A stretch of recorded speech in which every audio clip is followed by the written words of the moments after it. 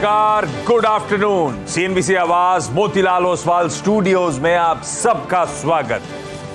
आप देख रहे हैं कमाई का अड्डा। शुक्रवार का दिन, आखिरी 1.5 घंटे का जो बेहद इंटरेस्टिंग सेशन होगा उसकी तैयारी करेंगे, उसमें कमाई के सौदे ढूंढने की होगी कोशिश। मेरे साथ दिल्ली से वीरू जुड़ते हुए। Veeru, good afternoon. क्या हालचाल भाई? Good afternoon. बिल्कुल बिल्कुल दुरुस्त।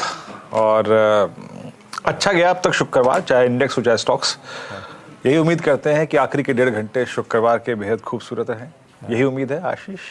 बिल्कुल यही उम्मीद है, और कोशिश रहेगी कि हम कहते हैं फ्राइडे आते आते बैटरी ऑफ होने लगती। कोशिश ये रहेगी कि आपकी बैटरी बिल्कुल ऑफ ना हो, आप चुस्त 3:30 बजे तक। मजा आया आपको सेशन में, कमाई के अच्छे मौके मिले। और मिले सुबह मैं आऊंगा निफ्टी की स्ट्रैटेजी वगैरह पर। सुबह हमने बढ़िया कमाई इस बाजार से कर रखी है और अब बढ़िया स्टैंड पे इस समय भारतीय बाजार आपको कामकाज करते हुए नजर आएंगे। 1/3% के उछाल के साथ निफ्टी और 2/3 ऑलमोस्ट उछाल है निफ्टी बैंक पे। निफ्टी बैंक की और थ्रेडबेयर मार्केट्स पे डिस्कशन बाद में। पहले वीरू, आज कमाई के अड्डे में कुछ खास है तो समझाइए, क्या चीज की तैयारी करें? अगले 1.5 घंटे क्या क्या होने वाला है? आशीष, मेरे ख्याल से फोकस अभी इंडेक्स पे थोड़ा कम रखना चाहिए।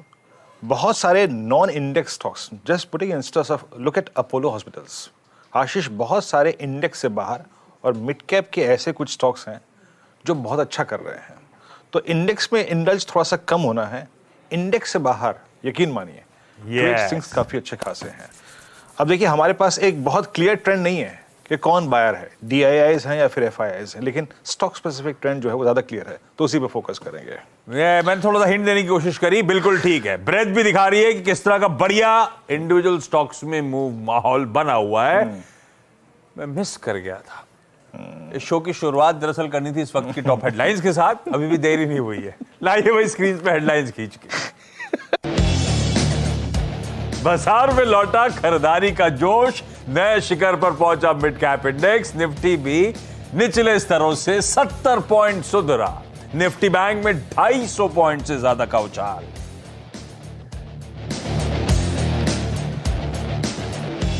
ब्याज दरें पीक आउट होने की उम्मीद से रियल्टी सेक्टर में जोरदार तेजी। निफ्टी रियल्टी इंडेक्स में लगातार तीसरे दिन तेजी कायम। इस हफ्ते करीब 4% चढ़ा इंडेक्स। शोभा लिमिटेड में करीब 4% की तेजी, वहीं एक महीने में करीब 25% भागा DLF। आज करीब 15% ऊपर। मई में अच्छी बिक्री के बाद रफ्तार में 2 व्हीलर कंपनियों के शेयर। हीरो मोटोकॉर्प और TVS मोटर्स करीब 3% तक दौड़े। निफ्टी ऑटो इंडेक्स भी 0.5% ऊपर।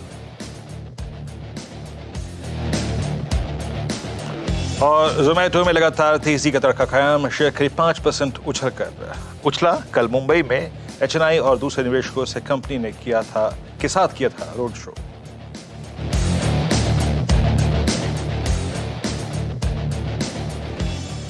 चलिए भाई, कमाई का अड्डा। शुक्रवार का दिन एग्जैक्टली 2 बजे। अगले 1.5 घंटे के लिए क्या तैयारी हुई सब समझा दूंगा आपको लाइनअप, लेकिन पहले लेकर आइए निफ्टी स्क्रीन्स पे। बढ़िया मूव बन रहे हैं। हमने आज का इंटरडे चार्ट स्क्रीन्स पे रखिएगा। गैप अप के साथ ओपनिंग 18,550 मेरे ख्याल से शुरुआती टिक्स थे। 570 575 तक निफ्टी गया, वहां से करेक्ट करा। जब चला था तो दिन के हाईस पे 85-86 अंकों की मजबूती थी। 86 अंकों की मजबूती के बाद दरअसल हमने शेड ऑफ रेड आता हुआ देखा। इस तरह की एकदम से प्रॉफिट टेकिंग आई भारतीय बाजारों में, और एक समय 9-10 पॉइंट इन रेड थे। अब वहां से वापस बहुत अच्छी रिकवरी का ट्रेड, कमबैक ट्रेड आपकी स्क्रीन पर। वो -9 पॉइंट या 9 पॉइंट नीचे वाला निफ्टी अब आपको 75 अंक मजबूती के साथ ट्रेड करता हुआ नजर आएगा। इसलिए डायरेक्टर साहब ने बड़े तरीके से रिकवरी रख दी है। 0.5% की 82 अंक अब दिन के लो से रिकवर करता हुआ दिन के हाईस के चैनल पे अब भारतीय बाजार धीरे धीरे पहुंचने की तैयारी कर रहे हैं। क्या हुआ? निफ्टी बैंक और उसके कोई इंडिविजुअल कॉन्स्टिट्यूएंट्स, खासतौर पे ICICI बैंक वगैरह बढ़िया मूव दिखाने की कोशिश कर रहे हैं। और एक और बात हाईलाइट कर देता हूं, ये सिर्फ हमारे लिए अच्छी रिकवरी नहीं है। आज अक्रॉस एशिया और इवन यूएस अच्छे मूड में आ गया है। यूएस के फ्यूचर सुबह पस्त पड़े हुए थे, जबकि डेट सीलिंग को लेकर अपडेट आ गया था कि हाउस के बाद सीनेट में भी स्टील ऑफ अप्रूवल मिल गया है, स्टैंप ऑफ अप्रूवल मिल गया है, पास हो गया है दोनों हाउसेज में। हमारे जैसे लोकसभा के बाद राज्यसभा में पास हो गया, अब औपचारिकता है, प्रेसिडेंट साहब जो बाइडेन जैसे हमारे राष्ट्रपति भवन में साइन होता है बिल, वैसे वहां पे हो जाएगा। रिएक्शन तब नहीं था। अब यूएस के फ्यूचर्स इस समय एज वी स्पीक दोपहर 2 बजे 0.5% के आसपास की मजबूती, इस समय दिखाता हूं, हाँ 1/4 से 0.5% मजबूत। तीनों बेंचमार्क आपकी स्क्रीन पे, ये पॉइंट्स में है, मैं परसेंट में समझा रहा हूं। 0.5% डाउ दरअसल इस समय मजबूती के साथ कामकाज कर रहा है। और एक काम करिएगा, एशिया के जो मार्केट्स बंद होने की कगार पे हैं या जो मार्केट्स खुले हुए हैं, स्क्रीन पे दिखाइए क्या तेजी, सी ऑफ ग्रीन है अक्रॉस एशिया। तो ऐसा नहीं है हम इंडिविजुअली अच्छा कर रहे हैं, जो मार्केट्स चल रहे हैं गजब का मूव है। हैंग सेंग तो खैर अपनी चाल चल रहा है, बाकी देखिए आप 1-1.25% अक्रॉस एशिया तेजी है। तो इन टैंडम दरअसल भारतीय बाजार अब लोअर लेवल से रिकवर करते हुए नजर आ रहे हैं। यह कहानी है इस समय इंडियन मार्केट्स की। निफ्टी का रखिए स्क्रीन पे, और वीरू के पास में स्ट्रैटेजी के लिए जा रहा हूं।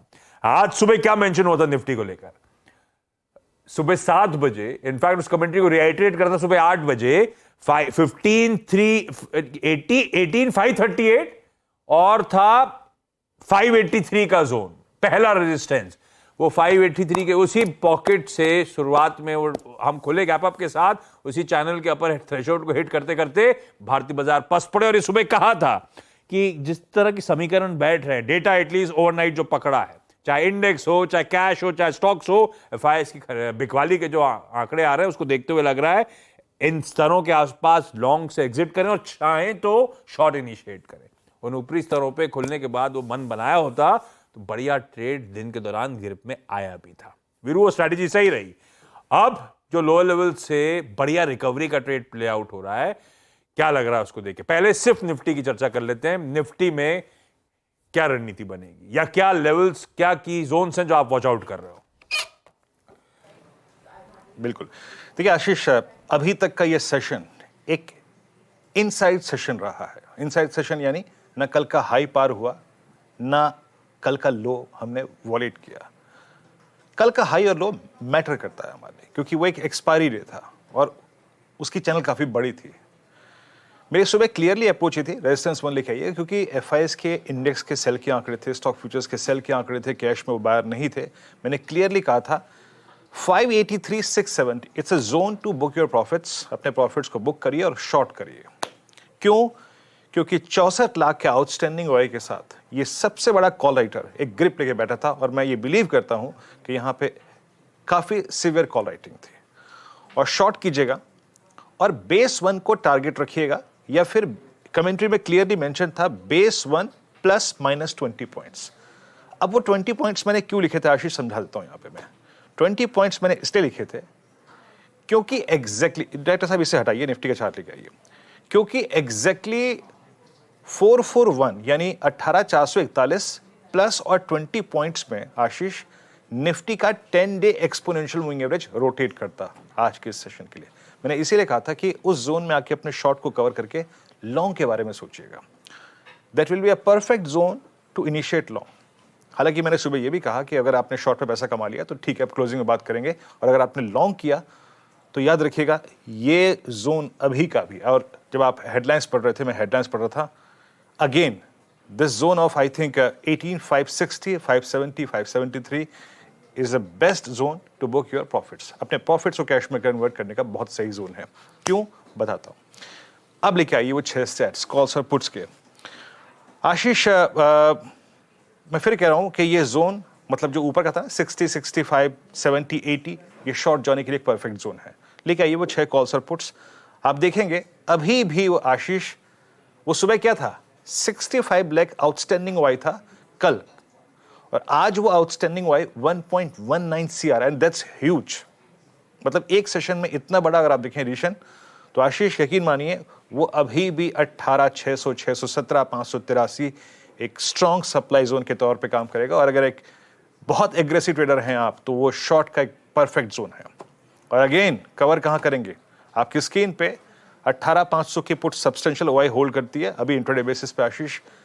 18,500, 18,480, 470, अगेन उस ट्रेड को अगर आप शॉर्ट करें तो यहां कवर कर लीजिएगा। मैं अपनी शॉर्ट की थिंकिंग को, यानी हायर लेवल्स पे शॉर्ट की थिंकिंग को आशीष तब क्लोज करूंगा जब आपको एक सस्टेन होने के चांसेस दिखाई देने लग जाएं 18617 के ऊपर। अदरवाइज लॉन्ग का प्रोस्पेक्टिव सिर्फ लोअर एजेस पे है, ना कि हायर एजेस पे। आशीष, अभी भी जिस प्रकार की 18600 की कॉल राइटिंग है, आउटस्टैंडिंग वाई 1.19 CR, it's a critical, huge और एक मुश्किल सप्लाई जोन है आशीष। तो अभी इस वक्त निफ्टी पे कोई ट्रेड नहीं। सुबह अगर नीचे लॉन्ग किया था तो कवर कर लीजिए, यहां पर शॉर्ट भी कर सकते हैं, यहां पर नहीं कर सकते, 2 ट्रेड अच्छे मिल गए तो निफ्टी को छोड़ दीजिए, कोई दिक्कत की बात नहीं है। लेकिन अगर आप जिस ग्लोबल मार्केट के सेटअप की बात कर रहे थे उसमें हमें अगर तालमेल बिठाना है आशीष, तो लॉन्ग सिर्फ 617 के ऊपर ही करेंगे, चाहे वो आज हो चाहे वो सोमवार को। आशीष, वो लेवल्स का कन्विक्शन बना हुआ है, ग्लोबल अपनी जगह होगा, हमारे लिए 617 के जोन जब ऊपर, उसके ऊपर जा रहा है निफ्टी, इस ट्रैजेक्टरी को रीच कर रहा है, ब्रीच कर रहा है, तब फ्रेश लॉन्ग बनाने का मन बनाइएगा, अब इन लेवल्स पे नहीं। ठीक है, ये हो गई निफ्टी की बात। अच्छा, निफ्टी बैंक पे जाऊं, जिसने आज कमान संभालने की कोशिश करी है। उससे पहले वीरू, एक जरा स्टैक बनाने को बोला था मैंने प्रोड्यूसर साहब को। ICICI bank, HDFC bank. आज सुबह मैंने इसलिए बनाने को बोला क्योंकि आज सुबह जब चर्चा हो रही थी तब ये मेंशन कर रहा था कि इन दोनों को क्लोजली वॉच आउट करने की जरूरत। फूफा यानी कि एफआईएस पैसा नहीं डाल रहे हैं, पैसा ले जा रहे हैं, और ये दोनों उसके बैरोमीटर टाइप्स हैं। इन्होंने थोड़ा सा मूड बिगाड़ा हुआ है। आज एचडीएफसी बैंक कुछ हद तक संभलने की कोशिश कर रहा है, आईसीआईसीआई बैंक भी, दोनों आपकी स्क्रीन पर है। वीरो, हमने इसको इतनी इंपॉर्टेंस क्यों दी थी दोनों को? आज दोनों जो थोड़ा बहुत संभलने की कोशिश कर रहे हैं, स्लाइटली इन ग्रीन है, कुछ कन्विक्शन लौट रहा है। ये बात सही है कि कलर ऑफ मनी मुझे नहीं पता, मुझे नहीं पता कि ये डीआईएस का इन्फ्यूजन हो रहा है या एफआईएस का इन्फ्यूजन, वो आंकड़े शाम को पता चलेंगे। लेकिन फिर भी इन दोनों की कुछ स्क्रीन रीडिंग करी आपने क्या? देखिए आशीष, पहले आते हैं एचडीएफसी बैंक पे। एचडीएफसी बैंक आज से ही नहीं, इनफैक्ट उस दिन से जब हमने करीब करीब आप समझ लीजिएगा कि 44,440 का हाई लगाया था, उस दिन से ही दिक्कत का सबब है। आईसीआईसीआई बैंक में कुछ, एचडीएफसी बैंक में कुछ नेगेटिव क्रॉसओवर्स हैं, कुछ क्रिटिकल एवरेजेस अब नीचे 100 और 50 को काट रहे हैं, और ये जोन है आशीष 1600 का, 1590 का। अगर ये खराब होता है ना, ये वॉलेट होता है, तो ये निफ्टी बैंक के लिए खासी दिक्कत पेश करेगा। और ये अपने शॉर्टेस्ट मूविंग एवरेजेस को, आशीष आप यकीन मानिए, एचडीएफसी बैंक का 3 सेशन की लास्ट 3 कैंडल्स का हाई है 10 डे एक्सपोनेंशियल मूविंग एवरेज। ये स्टॉक अभी अपने 10 डेमा को भी पार करने में बिल्कुल सक्षम नहीं है, तो आप इसकी वीकनेस का अंदाजा लगा सकते हैं। सो अभी बैंक निफ्टी के लिए जो डाउट्स हायर लेवल्स पे हैं वो रेज कर रहा है एचडीएफसी बैंक। और सेकेंड जो आपने पूछा आईसीआईसीआई बैंक मल्टीपल टाइम्स जब 20 डेमा को अंदर नीचे डाउन साइड आशीष जब वॉलेट करता है ना, तो दिक्कत होती है। आईसीआईसीआई बैंक का 20 डेमा अब थोड़ा सा ना स्लोपिंग डाउनवर्ड्स हो गया है। मतलब 20 डेमा की जो ट्रेजेक्टरी होती है ना, राइजिंग, फ्लैट, स्लोपिंग डाउनवर्ड, वो काफ़ी महत्वपूर्ण होती है। तो अभी, और इवन आज आईसीआईसीआई बैंक ने अटेम्प्ट लिया on the for pull back, but succeed नहीं हो पाया, बिकॉज इवन द 10 डेमा ये पार नहीं कर पाया। तो जब तक आईसीआईसीआई बैंक 10 डेमा, एचडीएफसी बैंक 10 डेमा पार ना कर पाए, इस शॉकर जोन से बाहर निकल के ना आए, तब तक अभी बैंक निफ्टी पे कन्विक्शन बनाना आशीष मुश्किल है, जिसने हमारा कन्विक्शन कल ब्रीच किया था, फ्रैंकली स्पीकिंग।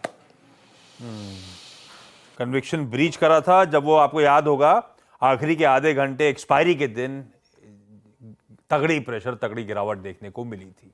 ये हो गया दोनों इंपॉर्टेंट हैवीवेट्स पे व्यू, जिसको अलग से मेंशन करा गया था सुबह, इनको नजर पे रखना है। अच्छा, मैं निफ्टी बैंक की स्ट्रैटेजी पे जाऊं उससे पहले सीएनबीसी आवाज का जो आज का पैनल है वो सब का सब आपकी स्क्रीन पर आ जाएगा। फ्राइडे को आखिरी घंटों में कहां कमाई के मौके हैं, जो समीकरण बैठ रहे हैं स्टॉक्स के, इन एक्सपर्ट से होनी है बातचीत। इसमें बस मैं वीरू की स्ट्रैटेजी जाऊं उससे पहले, गाबा सर कह रहे हैं उनके कहीं जाना है, तो एक बढ़िया सा टॉप कॉल उनका ले लिया जाए। कहाँ जा रहे हो गाबा सर? बैंगलोर जा रहा हूँ, मेरी फ्लाइट 4 बजे की है, तो अब जल्दी निकलना है। क्यों जा रहे हो? कुछ काम है, होते पॉडकास्ट रिकॉर्डिंग है। जलवे चल रहे हैं, एकदम जलवे हैं। गाबा सर, इस समय का प्रेफर्ड पिक कौन सा? बिल्कुल, good afternoon to you. Stock जो इस वक्त वो है हिंडाल्को। हिंडाल्को का बेस बढ़िया बना और बहुत अच्छा बना है, मैटर ऑफ टाइम ट्रेड कर रहा है 416 के आसपास। ये 425 428 का ये जोन है, वहां जाना चाहिए, आज नहीं तो कल, कल नहीं तो परसों, लेकिन जाना चाहिए। स्टॉप होगा 410 हिंडाल्को। हिंडाल्को एक बाय कॉल, ये पहला टॉप कॉल हो गया इस समय का, आज दोपहर का, फ्राइडे का। मेटल स्वीट स्पॉट में सुबह से मेंशन हो रहा है, डॉलर इंडेक्स जो बढ़िया कूल ऑफ हो रहा था उसके चलते मेटल्स आउट परफॉर्म करेंगे, कर रहे हैं, और हिंडाल्को को रखे रडार पे। गावस्कर वापसी कब, मंडे तो मिलोगे ना आप सुबह? लो बंद करके निकल लिए, वैसे लेट हो रहे थे, 4 बजे की फ्लाइट है तो काफी लेट हो गए बेचारे, इंतजार कर रहे थे वीरू अपना आने का। चलिए वीरू अब छोड़िए, बाकी पैनल के पास जाऊंगा टॉप कॉल से कुछ देर के। हाँ वीरू आप कुछ कह रहे हो? मैं पास में ही है, एयरपोर्ट के रहते हैं, क्या दिक्कत की बात है? फिर भी टेंशन हो जाएगा, एयरपोर्ट 2:15 हो गया है, घर से निकलेंगे, बांद्रा में भी सी साइड रहते हैं, पूरा बांद्रा क्रॉस करना है, उसके बाद हाईवे पे पहुंचेंगे, उसके बाद एयरपोर्ट जाना है, और पता नहीं कितना सिक्योरिटी चेक में टाइम लगेगा। मेरी नहीं पहुंच पाए ना तो मेरी उस दिन फ्लाइट 6 बजे की थी, आप मेरे को 4 बजे निकलने दे रहे थे, क्या बात कर रहे हो? क्या क्या क्या? मेरी उस दिन फ्लाइट 6 बजे की थी, आप मुझे 4 मेरी उस दिन फ्लाइट 6 बजे की थी, आप मेरे को 4 बजे भी निकलने नहीं दे रहे थे। वो तो मैं बदली से नहीं तो गावस्कर को निकलने नहीं देने वाला था, वो तो पता चला बंद करके निकल ही लिए, नहीं तो अभी मैं घेर लेता 2-5 मिनट और। अच्छा वीरो, निफ्टी बैंक के साथ कहानी, निफ्टी बैंक रखिएगा स्क्रीन पे, लेकर आइए स्क्रीन पे। जो रेजिस्टेंस मेंशन था सुबह 43,997, 44,178 के जोन्स थे। हम हीरो ने सुबह कहा भी था, उसी पॉकेट को रेजिस्टेंस के पहले थ्रेशोल्ड लिमिट पे ही जाके निफ्टी बैंक खुला, लार्जली वहीं समय बिताया, और अब थोड़ा सा ठंडा पड़ना शुरू हो रहा है। वीरू, निफ्टी बैंक का अप्रोच क्या रहेगा? कुछ कॉशन सुबह था, एग्जिबिट किया था, उसी रेजिस्टेंस जोन्स के आसपास आके ही पस पड़ गया है। अब उस रेजिस्टेंस जोन्स के दरअसल नीचे के टिक्स नजर आ रहे हैं मुझे। बिल्कुल, देखिए आशीष, मेरी सुबह क्लियर अप्रोच थी। कल ब्रीच हुआ था ऑप्शन राइटर्स का ट्रस्ट 44,178, यानी कल की कैंडल का हाई, और 43,997, जब तक बाइसेक्ट हो नो लॉन्ग, और आप इस जोन में शॉर्ट करिएगा, पैसा बनेगा। नीचे आया, हालांकि हल्का सा बेस से ऊपर रिकवर हो गया। आज का इंट्राडे निफ्टी बैंक का था जो लो, वो था करीब 43,810, तो अच्छा एक शॉर्ट मिला आपको। फिर पुल बैक आया, और आप अभी देखिए कुछ देर पहले ही फिर कोलैप्स हुआ, यानी उस क्लस्टर में शॉर्ट करने पे आपको देखिए 100, 150, 200 पॉइंट कैसे मिल रहा है। अभी कुछ देर जब पहले हमने हेडलाइन पढ़ी, लेवल था 44,070, इट्स नाउ 43,919। आशीष, किसी इंडेक्स की जान जिन 2 स्टॉक फ्यूचर्स में, दैट्स एचडीएफसी बैंक और आईसीआईसीआई बैंक, जब वो 10 डिमा को भी नहीं क्रॉस कर पा रहे, तो निफ्टी बैंक में स्ट्रेंथ की एक्सपेक्टेशन रखना गलत है। आप कॉलाइटस के स्टैट्स लिखे आइए आपकी स्क्रीन पे, आप देखिए कितने स्ट्रॉन्ग कन्विक्शन के साथ, जैसे वहां पे 18,600 का कॉलाइटर खड़ा है, यहाँ पे 44,000 का कॉलाइटर खड़ा है। तो मैं आशीष अभी बैंक निफ्टी में बहुत आतुर नहीं हूं लॉन्ग करने में, जब तक कि एक, ये देखिए आशीष, आपकी स्क्रीन पे सबसे बड़ा आउटस्टैंडिंग वाई कहीं पर है, तो it's 44,000 strike which holding 62 lakh outstanding वाई। सो कोई भी लॉन्ग का थॉट आएगा 44,178 के ऊपर, till then it's a sell on rise. एक ट्रेलिंग स्टॉप लॉस के साथ खेलिए, और अभी भी बात करते करते करीब 100-150 पॉइंट का स्विंग मिला आपको आशीष। सारे वो बैंकिंग मेजर्स ही हैं जो इस समय पस्त पड़ते हुए आपको नजर आएंगे। सब अब ऊपर से ठंडे हो रहे हैं। HDFC bank, ICICI bank, IndusInd bank, axis bank, सबके चार्ट इंटरडे स्क्रीन पर, ये सारे पॉकेट के स्टॉक्स अब थोड़े से ठंडे पड़ते हुए, निफ्टी बैंक अब 43,930 के आसपास के लेवल्स पर। अच्छा, आज का शो पैनल तो दिखा चुका हूं मैं आपको, गावस्कर से तो हमने बातचीत भी कर ली, हिंडाल का टॉपिक आ गया है, बाकी के एक्सपर्ट जो जुड़े हुए हैं, बचे हुए, सब आपको आपकी स्क्रीन पर नजर आएंगे कुछ ही देर बाद, इन सब के टॉप कॉल्स। उसके बाद आज हमारे साथ केईआई इंडस्ट्रीज आज अपने नए रिकॉर्ड छू रहा है। इस तरह की तेजी उस स्टॉक में बनी हुई है। आज इस कंपनी के चेयरमैन और मैनेजिंग डायरेक्टर अनिल गुप्ता साहब से बातचीत करेंगे। अनिल जी रेडी भी हैं, कुछ देर में अनिल जी के पास जाने की तैयारी होगी। क्या चल रहा है में दीपाली से बोला आज जुड़े भाई। देखने में आइशर मोटर्स के नंबर्स स्ट्रांग लग रहे थे, हीरो मोटोकॉर्प, टीवीएस मोटर्स के ठीक ठाक थे, सिंगल डिजिट के कुछ गेन्स थे ईयर ऑन ईयर सेल्स के नंबर पर। ये दोनों स्टॉक्स गजब मूव दिखा रहे हैं। क्या इंटरनल्स में हमने कुछ मिस कर दिया है? स्ट्रीट को ये ऑटो सेल्स के नंबर्स इतने इन दोनों के पसंद क्यों आ रहे हैं, ये दीपाली से जानेंगे। इसी पैनल के साथ एक्सपर्ट्स में से कुछ चुनिंदा एक्सपर्ट्स के साथ हम लोग 4 का चौका लेकर आएंगे। कुछ बेहतरीन स्टॉक पिकिंग, वायदा बाजार की, कैश मार्केट की, मार्केट के टेक्निकल्स के हिसाब से, लॉन्ग टर्म फंडामेंटल्स के हिसाब से वो तड़का होगा।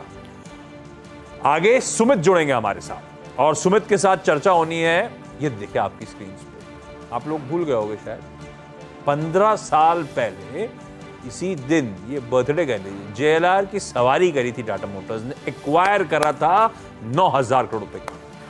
उसके बाद से कई सवाल निकले, कई सवाल लगे, सब कुछ हुआ। ये 15 साल की जर्नी दरअसल रही कैसी JLR की टाटा मोटर्स के लिए, JLR का परफॉर्मेंस कैसा रहा, उसकी एक इन डेप्थ एनालिसिस आपके लिए कराएंगे। फिर ऑब्वियस है टाटा मोटर्स के स्टॉक पे बहुत डिटेल चर्चा भी कर लेंगे अपने पैनल के साथ। आगे मार्केट बिग वॉइसेस में आज KR चौकसी सिक्योरिटीज के, यानी कि KR चौकसी होल्डिंग्स के देवेंद्र चौकसी साहब जो है, तो कुछ स्टॉक्स का तड़का, ओवरऑल मार्केट्स का व्यू, देवेंद्र भाई से उस पर चर्चा। यतिन हमेशा की तरह डीलिंग रूम्स के लिए जुड़ने गई, तो डीलिंग रूम में क्या सुगुघाट चल रही है, कौन से स्टॉक्स, कैसा फीलर मिल रहा है डीलिंग रूम से, तो यतिन का प्रेजेंटेशन। और उसके बाद BTST STBT ट्रेड्स का सिलसिले की शुरुआत कर देंगे। और अग्रवाल साहब स्क्रीन पे थे, फ्राइडे का दिन है, आई एम श्योर वीरू लेकर आए होंगे भरपूर सवाल, वीकेंड पे क्या देखना है क्या नहीं देखना है। अग्रवाल सर से तो ये चर्चा होनी है फ्राइडे को, बट ऑब्वियस अग्रवाल सर भी जानते हैं तो 10 सीरीज और निपटा के आते हैं, पता नहीं वीरू क्या पूछ लें, कहां पूछ लें। तो आज के पिक्स पे जाऊं उससे पहले ट्रेंडिंग स्टॉक जो प्रोड्यूसर बना के लाए वो दिखा देता हूं आपको। ये लीजिए ट्रेंडिंग स्टॉक्स, डॉक्टर साहब दिखाइए जरा तेजी के ट्रेंडिंग स्टॉक। सबसे पहले कौन कौन से स्टॉक्स हम लोग के आज रडार पे आए हुए हैं, कोशिश करूंगा इस शो के दौरान इनमें ट्रेंडिंग स्टॉक्स जो हैं इनकी चर्चा भी अपने पैनल के साथ कर ली जाए। हीरो मोटोकॉर्प होगी चर्चा, दिवाली जुड़ेंगे भी, 3% का उछाल है, सुबह से ही इसने थम्स अप दे रखा है जो सेल्स के नंबर्स कल बाजार बंद होने के बाद आए। इवन TVS मोटर्स भी लाइकवाइज अच्छा मूव दिखाता हुआ। हिंडाल्को अभी गाबा सर ने एक पिक दे दिया है, इस पे कुछ बातचीत की अब जरूरत रह नहीं गई है, अभी भी दमखम नजर आता है। आज मेटल्स आउट परफॉर्म कर रहे हैं, 2.5% ऊपर हिंडाल्को। कोल इंडिया लड़खड़ा रहा है, कल 4.5% गिरा था, OFS खुला था नॉन रिटेल के लिए, आज रिटेल के खुला हुआ है, रेड से ग्रीन में आ गया है लेकिन ऊपर टिक नहीं पा रहा है, थोड़ा सा ठीक है। OFS का डे 2 आज रिटेल के दिन है, यह तस्वीर स्टॉक की। DRL मानस कह ही रहे थे फार्मास्यूटिकल स्टॉक रडार पर रखने, रह के अच्छी तेजी बन रही इन स्टॉक्स में। डॉक्टर रेड्डीज 1.5% उछाल के साथ इस समय ट्रेड करता हुआ। अरे और भी हैं, मैं क्विकली रैप अप करता हूं इसको। PFC ये मैं कहते वायदा के टॉप गेनर्स में 0.25% उछाल। HAL 2.25% मजबूत, HAL 3150 के जोन्स पर। एस्ट्रल 2.5% उछाल। टाटा कम्युनिकेशन 2.25% के आसपास की तेजी इस स्टॉक में देखने को मिल रही है, लेकिन दबाव कहां है, कौन से स्टॉक्स कमजोर पड़े हुए हैं। अदानी इंटरप्राइजेस 2.25% नीचे। आयशर मोटर्स, ये देखिए कहानी, जिसमें शायद ऑलरेडी फैक्टर्ड इन था या पता नहीं क्या। हीरो मोटोकॉर्प TVS मोटर्स से कहीं अच्छे नंबर्स, रॉयल इनफील्ड के 22% का उछाल था। आयशर मोटर्स इस समय 1% के दबाव के साथ दरअसल कामकाज कर रहा है। सुबह सतपुते साहब ने कहा भी था इस लेवल पे नहीं, गिरावट में खरीदारी करेंगे, पूछ लेंगे उनसे अभी अच्छा लग रहा है नहीं लग रहा है। ये दोनों की कहानी तो पता है आपको। प्रोपेन की इश्यूज, गुजरात गैस के लिंगर ऑन सब पे करते हुए, गुजरात गैस के लिए सबसे बड़ा चैलेंज है स्टॉक पे, और अग्रवाल साहब जुड़ेंगे तो उनसे बातचीत और भी कर लूंगा, क्योंकि इसकी चैलेंजेस आ गए हैं। सऊदी अरामको ने जो प्रोपेन की क्राइसिस गिराए हैं, इसके मार्केट्स में मैं एक्चुअल स्थिति पूरा स्लग पढ़ के बताऊंगा आपको, बुरा हाल है। इसीलिए 2 दिन से पिटा ही चले जा रहा है, ये स्टॉक संभलने का नाम नहीं ले रहा है, आज भी 0.3% की कमजोरी हो गया। डॉक्टर साहब और हैं हो गए। ये है आज के तेजी और मंदी वाले स्टॉक्स, ट्रेंडिंग स्टॉक्स। लेकिन अब पिक्स हिंडाल्को पहली थी, मानस दूसरी कौन सी? Good afternoon. Good afternoon Ashish ji. देखिए बाटा पे बिकवाली करनी है और लगातार करीब 5 सेशन से स्टॉक 200 मूविंग एवरेज पे रेजिस्टेंस फेस कर रहा था। आज एक फ्रेश ब्रेकडाउन देखने को मिला है। 1517 का एक अहम सपोर्ट बाटा ने ब्रीच किया, उसके नीचे फिसला। आई थिंक 20 मूविंग एवरेज और शायद उसके बाद 100 मूविंग एवरेज भी टेस्ट हो सकते हैं बाटा में, तो यहाँ पर बिकवाली करनी है। तो बाटा के फ्यूचर जो कि 1571 चल रहा है, वहां पर आप बिकवाली का ट्रेड ले सकते हैं। स्टॉप लॉसेस माफ करिएगा, मैं बताता हूँ आपको। स्टॉप लॉसेस रहेंगे 1584 के बाटा के फ्यूचर में, और करंट लेवल्स पे आप बिकवाली कर सकते हैं। 1540 तक के टारगेट्स इस फ्यूचर में देखने को मिल सकते हैं। बाटा का ऑप्शन भी ले सकते हैं, पुट ऑप्शन लीजिए। 1570 वाला पुट ऑप्शन बाटा का 36 रुपए में ट्रेड हो रहा है, वहां पर आप 29 रुपीज के स्टॉप लॉस से खरीदारी कर सकते हैं 50 रुपए के टारगेट के लिए। जी हाँ, बड़ा ही क्रिटिकल, बड़ा एक जिसे कहते हैं एज पे आपने स्टॉक पकड़ा है। मानस का शॉर्ट है, एक classical 200 day exponential moving average reversal कल आया, हायर शैडो वाइल थी, रिवर्स हुआ और रिवर्सल में आज 10 day exponential moving average wallet करता हुआ। वाकई बेहद शानदार स्पॉटिंग है मानस। राजेश जी गुड आफ्टरनून, आपका कन्विक्शन ट्रेड इस वक्त का?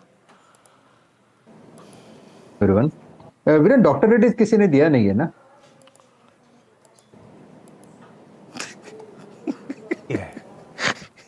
नहीं दिया अभी। चलिए बोलिए बोलिए बोलिए बोलिए। क्योंकि देखिए मेरी नज़र है डॉक्टर रेड्डीज पे। इसका पैटर्न बेहतरीन है। इसने अपने 10, 20 एंड 50 DMA को ब्रेकआउट दिया और जिस तरह से ये ब्रेकआउट है, मुझे लगता है ये जो गैप बना था, अगर आप देखें गैप डाउन हुआ था और ये जो गैप फिल करने की कोशिश होगी, तो ये गैप बनी है 4800 तक। आप पोजिशनली 4800 का टारगेट लेके चले, लेकिन अगर आप इसे शॉर्ट टर्म स्विंग ट्रेडिंग के हिसाब से देखें तो इसका जो टारगेट बनता है वो कम से कम मुझे लगता है 4720 से लेकर 4750 तक बनेगा। तो डॉक्टर रेड्डीज बाय होगा, स्टॉप लॉस होगा 4610। ट्रेंडिंग स्टॉक्स में प्रोड्यूसर साहब ने ब्यूटीफुली हाईलाइट भी कर रखा था। अच्छे मूव्स डिलीवर कर रहा है सतपुते साहब का इस समय का preferred pick DRL, doctor Reddy's laboratories खरीदी जा सकती है। Ruchit, good afternoon. रुचित, आज का इस समय का प्रेफर्ड पिक। जी वेरी गुड आफ्टरनून। वेल, तो क्योंकि इंडाइसिस के डेटा थोड़ा नेगेटिव साइड है एफआईएस के, तो मैं ज्यादा डिफेंसिव स्टॉक्स पे ही अभी ध्यान दे रहा हूँ। मे बी एफएमसीजी है, फार्मा है, इनमें से ही थोड़ा आउट परफॉर्मेंस कंटिन्यू रहेगा। तो सन फार्मा पे मेरी बाई की सलाह रहेगी, जहां पे काफी समय बाद ये कैचअप मूव हम देख रहे पिछले कुछ ट्रेडिंग सेशन से। जब से रिजल्ट डे का हाई क्रॉस किया उसके बाद स्टॉक में एक slow and gradual up move continue है और ये मोमेंटम आगे भी कंटिन्यू रह सकता है प्रीवियस स्विंग हाइस की तरफ। तो करंट लेवल्स पे सन फार्मा में खरीदारी करे, 975 के नीचे का स्टॉप लॉस और 1040 के आसपास के टारगेट्स एक्सपेक्ट कर सकते हैं। डॉक्टर रेड्डीज, सन फार्मास्यूटिकल्स, ये दिग्गज फार्मा मेजर्स इस समय एक्सपर्ट्स के रडार पे हैं। सब बाय तरफ के आइडियाज आते हुए रैप अप कर दूंगा मैं इस समय के प्रेफर्ड पिक्स। पहले अग्रवाल साहब के पास चला जाए कोलकाता और उनसे जाना जाए फंडामेंटली वो क्या चुन रहे हैं। Agarwal sir, good afternoon. इस समय का आज का ओम कैपिटल का सबसे प्रेफर्ड फंडामेंटल आइडिया।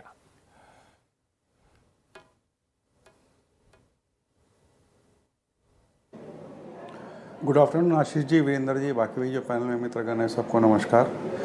फंडामेंटली कहा जाए तो इस वक्त नतीजों का सीज़न चल रहा है, हालांकि ऑलमोस्ट आखिरी दौर चल रहा है और अभी इसी हफ्ते जो अपोलो हॉस्पिटल के नतीजे आए वो बहुत शानदार आए। 50% के आसपास बॉटम लाइन में जंप देखी गई, डिविडेंड डिक्लेयर हुआ। 10,000 से ज़्यादा बेड है इनके, 43 खुद के हॉस्पिटल है, 5 मैनेज करते हैं। एवरेज रूम पर ऑक्यूपाइड, एवरेज रेवेन्यू पर ऑक्यूपाइड बेड जो है वो बढ़ता हुआ नज़र आया। मार्जिन्स में इजाफा देखा, 2000 नए बेड जोड़ने की बात कर रहे हैं। मुझे लगता है सारे पायदान पे बहुत खरा उतर रहा है। थोड़ी दिक्कत इनके डिजिटल प्लेटफॉर्म से आ रही है, जो भी मैनेजमेंट ने जैसा कहा है कि वहाँ पर भी वो अपने कॉस्ट कंट्रोल करेंगे। ऑक्यूपेंसी जो इस वक्त 64% के आसपास है, आने वाले दिनों में 70% होने की मैनेजमेंट ने कमेंट्री दी है। और जिस तरीके के एक्सपेंशन का फोकस ये कर रहे हैं दिल्ली और मुंबई में, और इंस्टीट्यूशनल क्लाइंट से अपने फोकस हटा के रिटेल और इंटरनेशनल पेशेंट्स की तरफ बढ़ा रहे हैं, मुझे लगता है कि आने वाले दिनों में बहुत अच्छी बढ़त दे सकता है। हालांकि हमने इसे कई बार बहुत नीचे के भाव में भी कई बार रिकमेंड किया है, लेकिन मैं समझता हूँ अभी भी बहुत दमखम बाकी है और यहाँ पे पोजीशन बनाई जा सकती है। अपोलो हॉस्पिटल, ये है फंडामेंटल बाय आइडिया। वैसे कुछ दिनों से बहुत हरकत में है ये स्टॉक। देखिए आपकी स्क्रीन पे तेजी, गजब मूव। आज भी मेरे ख्याल से निफ्टी का टॉप गेनर है अपोलो हॉस्पिटल। हाँ, 3.25% का उछाल। रडार रखिए स्टॉक को।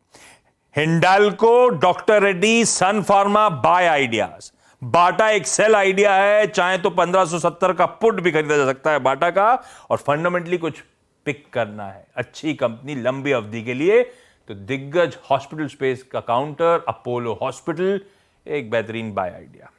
वीरू अभी कुछ बढ़िया स्टॉक पिकिंग करेंगे, लेकिन उससे पहले आज के मैनेजमेंट से कर ली जाए चर्चा, क्योंकि अनिल गुप्ता सर को जब मैं इंट्रोड्यूस कर रहा था शो में, तब से वो दिख रहे थे मुझे रेडी हो गए। तो अनिल सर के पास सीधे चला जाए। पहले केईए इंडस्ट्रीज के सीएमडी अनिल गुप्ता साहब आपको आपकी स्क्रीन पर नजर आएंगे। Anil sir, hi, good afternoon, thank you जुड़ने के लिए। आज गुड आफ्टरनून। अनिल तो छाए हुए हैं आप, क्या बढ़िया मोमेंटम। आज मेरे ख्याल से अपने रिकॉर्ड उच्चतम स्तर स्टॉक ने छुए हैं। 21 के मैंने जब देखे थे। जाइए इस समय का भाव डायरेक्टर साहब आज का इंटरडे चार्ट उठा के रखिएगा। ये रिकॉर्ड हाईज है केईए इंडस्ट्रीज के, जब हम अनिल गुप्ता सर से बातचीत कर रहे हैं। और मुझे याद है जब वो लॉकडाउन की तैयारी थी, तब ये स्टॉक सब 300 लेवल्स पे था। 250 पौने 300 के जोन से शायद ट्रेड करता था। 2020 की बात है, वो मिड 2020 की। 2023 के मिड में आए हैं वो 300 का स्टॉक, सब 300 का स्टॉक 2100 के पार। इस तरह का गजब का मल्टी बैगर बनता हुआ।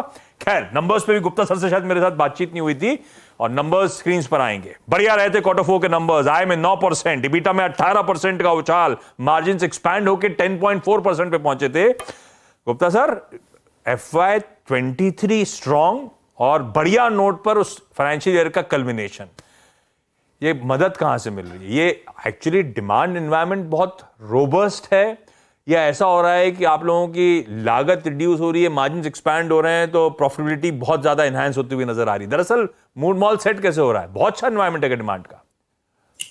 देखिए, ऐसा है, रॉ मटेरियल कॉस्ट घटने से सेल्स तो नहीं बढ़ता है, सेल्स तो डिमांड से ही बढ़ता है, बढ़ेगी तो डिमांड है तभी सेल्स है। जहां तक मार्जिन एक्सपेंशन का सवाल है, हमारे मार्जिन अगर आप पिछले 14-15 साल में देखें तो ऑन एन एवरेज 10% और 11% के बीच में ही रहे हैं, तो मार्जिन एक्सपेंशन, मार्जिन भी नॉर्मल ही रहा है। तो हमारा जो काम करने का तरीका है, हम कंटिन्यूसली अपनी मार्केट्स पे काम करते हैं, डिमांड जनरेशन पे काम करते हैं, चाहे देश में या विदेश में, और जो मार्जिन्स को, अपनी रॉ मटेरियल कॉस्ट बाइंग को और सेल्स को आपस में कोइंसाइड या पैक करके रखते हैं, ताकि हमारे मार्जिन्स जब प्राइस ऊपर जाते हैं तब भी लगभग मेंटेन रहते हैं, और जब नीचे जाते हैं तब भी हमें उसमें कोई बहुत बड़ा इजाफा नहीं मिलता, थोड़ा बहुत मिल सकता है। तो मैं समझता हूँ कि आधा % प्लस माइनस तो होता है, लेकिन हमारा पॉलिसी ये है कि हम लोग मार्जिन्स को मेंटेन करें और अपनी बिजनेस को, अपनी टॉप लाइन को ग्रो करें। आप सही कह रहे हैं, मार्जिन्स रॉ मटेरियल से वो मार्जिन्स एक्सपैंड होते हैं, प्रॉफिटेबिलिटी इंप्रूव होती है। आपके 9% रेवेन्यू ग्रोथ के सामने 19% प्रॉफिट इसलिए उछला। अच्छा, FY23 के पूरे साल के लिए वॉल्यूम ग्रोथ आपने 23% करी, Q4 की वॉल्यूम ग्रोथ 13% है, तो क्या मोमेंटम कुछ फिजल आउट हो रहा है, ऐसा मानूं क्या? ऐसा नहीं है, बिकॉज लास्ट ईयर भी Q4 में जो बेस बहुत बहुत बड़ा था, तो उस हाई बेस की वजह से जो क्वांटम ग्रोथ जो Q4 में रहा वो थोड़ा कम दिखा, और Q4 में आते आते Q3 में थोड़ा रॉ मटेरियल प्राइसेस कम हुए थे, तो जो एक्चुअल वॉल्यूम इंक्रीज था Q4 में वो 13.5 से 14% था, बट जो वैल्यू के अंदर जो ग्रोथ आया वो 9% आया। यही रीजन था कि Q4 में वैल्यू इंक्रीज वाज 9%। ओके, अच्छा अनिल सर, अभी तो खैर आशीष ने आपसे एक मार्जिन्स का आउटलुक लिया और आई थिंक Q4 के वॉल्यूम्स के बारे में बात कर रहे थे, वो फुल ईयर की बात करी। आपके ग्रीनफील्ड एक्सपेंशंस करीब 800 करोड़ रुपए के हैं। ये इस वक्त FY24 के पूरे जो आपके एक्सपेंशन प्लान है उसके बारे में थोड़ा सा और बताइएगा, और सर इससे पोटेंशियल रेवेन्यू टारगेट कितना होगा जो इस एक्सपेंशन से? कि अगले 3 साल में हम रफली 1000 करोड़ के करीब कैपेक्स करेंगे। ऑलरेडी हमारा ब्राउनफील्ड एक्सपेंशन अपनी एग्जिस्टिंग फैक्ट्रियों में चालू है, जो रफली 100 करोड़ रुपया इस साल में हम उस पर खर्च करेंगे। जो ग्रीनफील्ड एक्सपेंशन है वो हम गुजरात में अहमदाबाद के पास हमने अभी गुजरात इंडस्ट्रीज डेवलपमेंट कॉरपोरेशन से जमीन ली है, और वहां पर हमारा जून एंड तक कंस्ट्रक्शन वर्क चालू हो जाएगा, और उम्मीद करते हैं कि 18 महीने में इनिशियल फेज जो है प्रोडक्शन का चालू हो, यानी कि Q4 ऑफ FY25 में ये उम्मीद है कि पहला प्रोडक्शन आए। ये जो ग्रीनफील्ड एक्सपेंशन है, इसमें हम extra high voltage cable, high tension cables and low tension cables, ये पूरा एक रेंज बनाएंगे, और जब ये एक्सपेंशन पूरा होगा अगले 3 से 4 साल में, जब इसके तीनों फेज पूरे हो जाएंगे, तो रफली ये 4,000 आज के वैल्यू पर रॉ मटेरियल प्राइसेस पर रफली 4,000 करोड़ रुपए की कैपेसिटी को ऐड करेगा हमारे बिजनेस में, जिससे हमारा जो टारगेट है 16 से 17% अगले 5 साल तक CAGR ग्रोथ करें।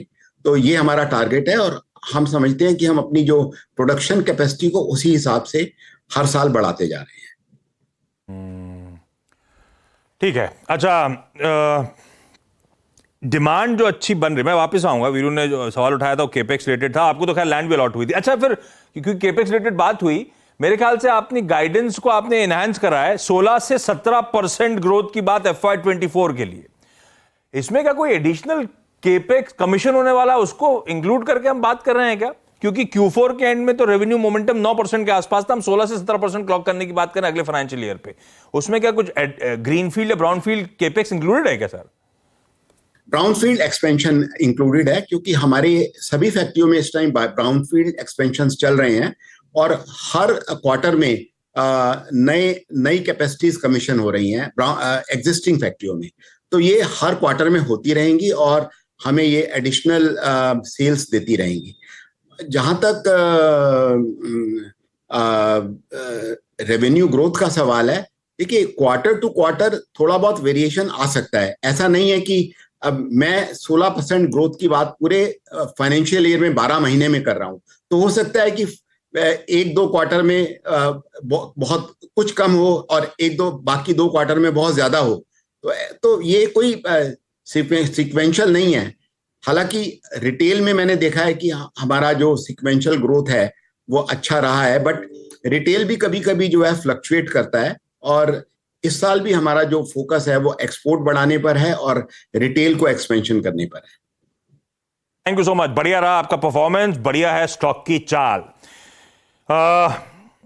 अग्रवाल सर, केआई इंडस्ट्रीज क्या करना चाहिए? बहुत अच्छे मूव्स एंजॉय करें इसने वो, और ये वो तब हो रहा है जब वो कॉम्पिटिटिव इंटेंसिटी की हम बात करते हैं। कई सारे प्लेयर्स बहुत एक्टिव और बहुत बड़े हो चुके हैं स्पेस में। इनके साथ साथ आपका सबसे प्रिफर्ड पिक अगर केबल्स और वायर्स में उतरना ही है तो क्या केईआई है या कोई दूसरा प्लेयर है? और केईआई पे इंडिविजुअली आपका फंडामेंटल व्यू क्या बन रहा है अब इस तेजी के बाद?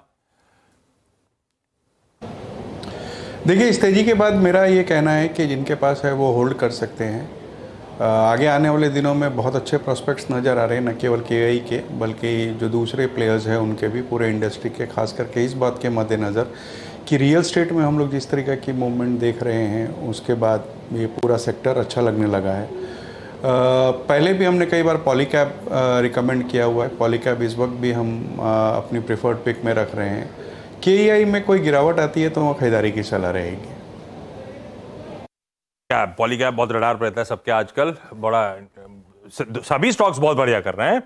इन लेवल्स पे होल्ड कर सकते हैं और शायद सेक्टर का प्रेफर्ड पिक आपकी स्क्रीन पर इस समय।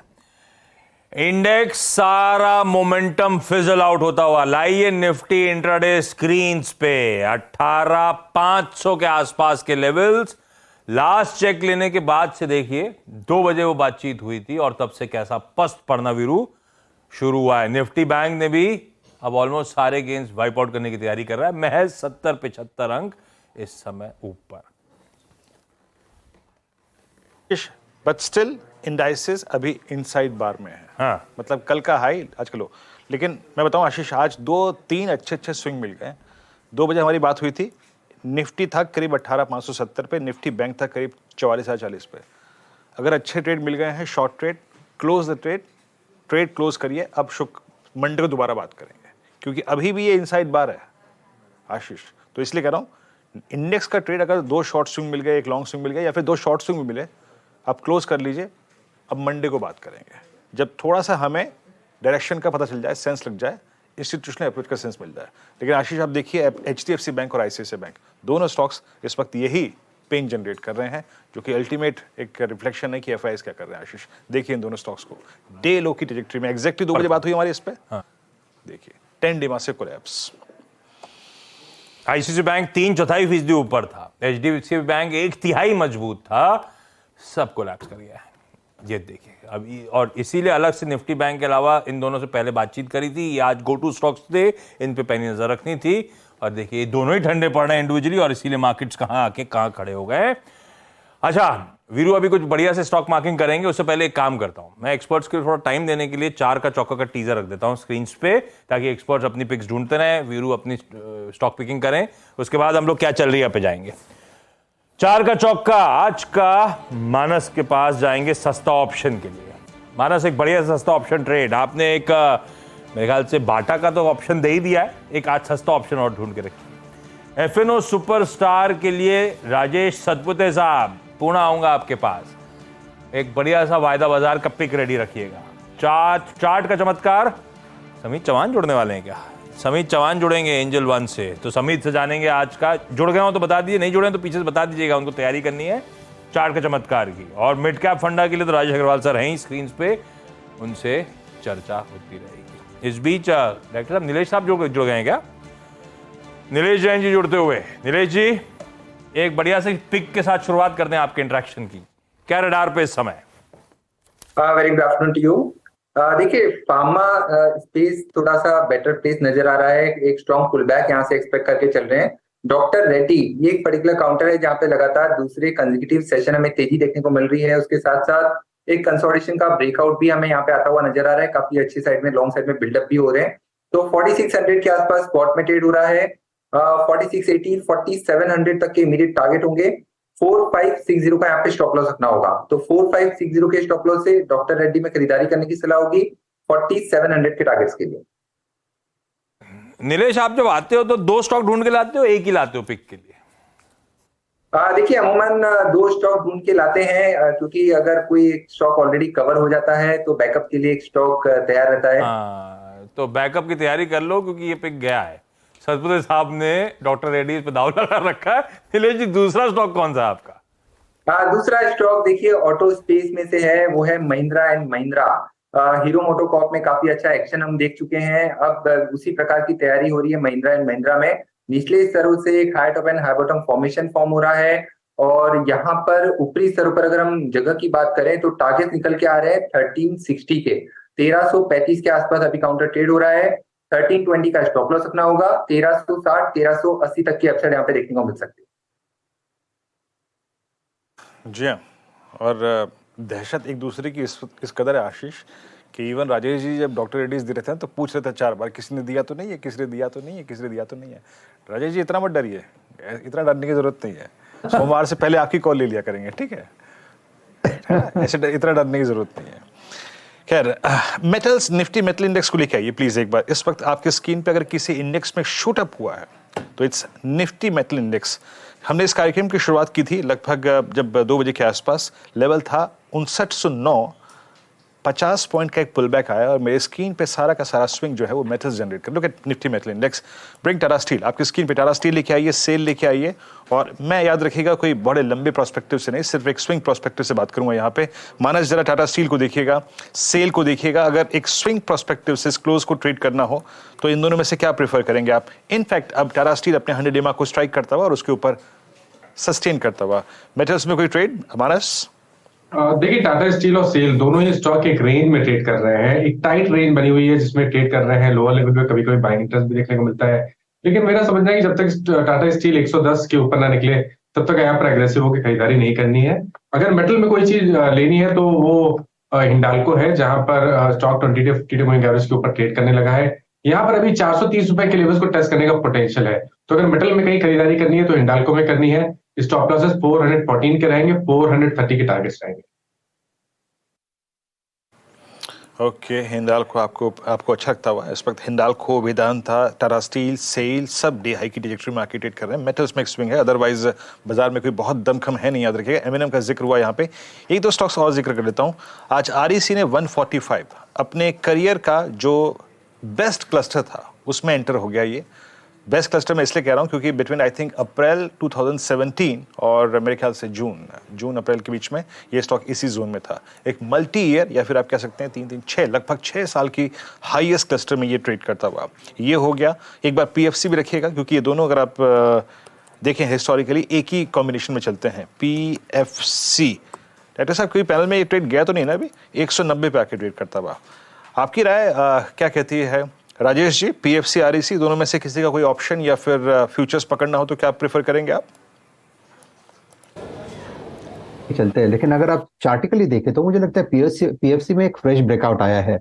अगर आप इसका चार्ट देखें तो एक राइजिंग चैनल था जिसका रेजिस्टेंस था करीबन 187-88 के ट्रेजेक्टरी में, और इस लेवल के ऊपर फिलहाल ये फ्लोट हो रहा है। तो मुझे लगता है यहाँ पे एक शॉर्ट कवरिंग रैली मिलेगी। ऑब्वियसली इमीडिएट टारगेट 200 का होगा जहाँ पे कॉल राइटर खड़े हैं, लेकिन जो चैनल का ब्रेकआउट का मैं जिक्र कर रहा हूँ उसका टारगेट टेक्निकली बनता है 215 का। तो पीएफसी मुझे लगता है थोड़ा सा यहाँ पे बज चलता रहेगा। तो अगर एक चुनना है दोनों में तो definitely I would like to go long in PFC. मेरा स्टॉप लॉस होगा 188 का, इमीडिएट टारगेट 200।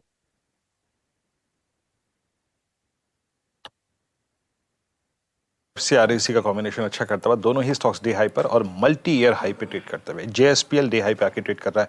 राजेश अग्रवाल जी, डॉलर इंडेक्स में एक जो डाउन स्विंग आया है 103 की ट्रैजेक्टरी में, वो एक आई थिंक पुश दे रहा है सभी मेटल स्टॉक्स को। बट आपके पास क्या कोई बहुत रीजनेबल कोई वैलिड पॉइंट है इस वक्त मेटल्स को चेस करने का, फेरस नॉन फेरस किसी में से भी? देर पहले आप बता रहे थे कि मेटल इंडेक्स बहुत तेज हो रहा है और अभी टाटा स्टील, सेल, ये सारे में तेजी बनी हुई है। डॉलर इंडेक्स का अपना तड़का है। एक स्टॉक है जो एक स्टॉक का एक पूरा सेक्टर है जो इससे रिलेटेड है और बहुत टूट चुका था पिछले दिनों, हालांकि आज थोड़ी बढ़त दिखा रहा है। उसमें अगर चुनना हो तो मैं समझता हूँ ग्रेफाइट के साथ जाना चाहिए। 6 प्लांट इंडिया में है, एक जर्मनी में, 98,000 टन की कैपेसिटी है इनकी। और जो मार्जिन्स इस बार 12-12.25% के आसपास आए हैं। ऐसी उम्मीद की जा रही है कि रॉ मटेरियल प्राइसेस में जिस तरह की गिरावट देखी गई है, नीडल कोक इनका रॉ मटेरियल होता है जो क्रूड से बनता है, और क्रूड में जो दबाव है उस कारण से रॉ मटेरियल प्राइसेस में बहुत बचत होगी और मार्जिन्स डबल होते हुए नज़र आएंगे, लगभग 23-24% तक। मुझे लगता है यहाँ पे ध्यान देना चाहिए। और सबसे बड़ी बात है कि स्टील इंडस्ट्री जो डीकार्बनाइजेशन करने के मुद्दे पर अपनी कावियात बढ़ा रही है, उससे जो इलेक्ट्रिक आर्क फर्नेस से जो स्टील बनती है जिसमें ये ग्रेफाइट इलेक्ट्रोड्स यूज़ होते हैं, उनकी खपत बढ़ती हुई नज़र आएगी। तो ग्रेफाइट पे ध्यान देने की सलाह दूंगा। मौजूदा स्तर से भी, जो कि आज 8-10% की बढ़त हो गई है, मुझे लगता है इस स्तर से भी कम 15-20% की बढ़त आने वाले दिनों में बिल्कुल हो सकती है। मेटल्स की तेजी को बुलाने का एक बढ़िया सा प्रॉक्सी बेट हो गया। डायरेक्टली इनडायरेक्टली स्पेस को छुएं, ये है फंडामेंटली स्ट्रॉन्ग काउंटर अग्रवाल साहब के हिसाब से। समित जुड़ गए क्या? समित चौहान एंजल वन से। समित जी, हाँ समित जी आप आए हो तो शुरुआत हो जाए कुछ बढ़िया सी पिक के तड़के के साथ। देखिए फार्मास्यूटिकल स्टॉक्स में कहीं ना कहीं एक वापस अच्छा हम ट्रैक्शन देख रहे हैं। उसमें सन फार्मा की अगर बात करें तो 3 दिनों में ये स्टॉक ने ऑलरेडी एक अच्छा ट्रैक्शन दिया है। जो उसके इंपॉर्टेंट क्लस्टर था 970 के आसपास, वो उसने कन्विंसिंगली सरपास किया और 2 दिनों से प्राइजेस उसके ऊपर मेंटेन रह रही है। तो यहाँ पे ये मूव और एक्सटेंड होगी और ये स्टॉक 1000 के ऊपर प्रॉब्ली नेक्स्ट वीक जाते हुए दिख रहे हैं हमें। तो 1035 के आपके इमीडिएट टारगेट सन फार्मा के लिए हम करंट लेवल पे मान सकते हैं। और इसमें जो एक स्टॉप लॉस होगा वो 978 का रखना पड़ेगा और probably next week first half तक ही आपको ये स्टॉक 1035 के लेवल चैलेंज करते हुए दिख सकता है। वीरू क्या करना है भाई? हैं? आप ध्यान ही नहीं दे रहे हो। सन फार्मा रुचित दे चुके हैं, इनसे भी पूछें क्या? अभी इनसे भी पूछना पड़ा। एक्चुअली क्या है ना आशीष, दो ही चीज चल रही हैं, मेटल्स और फार्मा। दिक्कत ये है। और फार्मा मेटल्स अभी भी इतना मतलब बहुत शॉर्ट लिव्ड, अगर आप देखें ये मूव होता है ना कि कोई मेटल्स की तरफ जा ही नहीं रहा है। वो मुझे ही पूछना पड़ा, अदरवाइज स्क्रीन पे सिर्फ कंफर्ट है तो आरईसी, पीएफसी और फार्मा छोड़ देते हैं। क्योंकि अभी चार्ट का चमत्कार आपको पता नहीं, बताया आप थे नहीं, प्रोड्यूसर साहब ने आपका नाम डाल रखा है चार्ट का चमत्कार में। तो मैं प्रॉक्सी नहीं पूछता, इसका कोई दूसरा बेट नहीं पूछता, छोड़ देता हूं भाई। डॉक्टर रेड्डीज 2 एक्सपर्ट्स को पसंद आ रहा है, सन फार्मा 2 एक्सपर्ट्स को पसंद आ रहा है। तेजी के मौके सब यही ढूंढ रहे हैं। रखिए इन दोनों स्टॉक्स को खास तौर पे फार्मा स्पेस में रेडार पे। अच्छा लाइए भाई, क्या चल रहा है का स्टिंग, और उसके बाद दीपाली से करी जाए बात।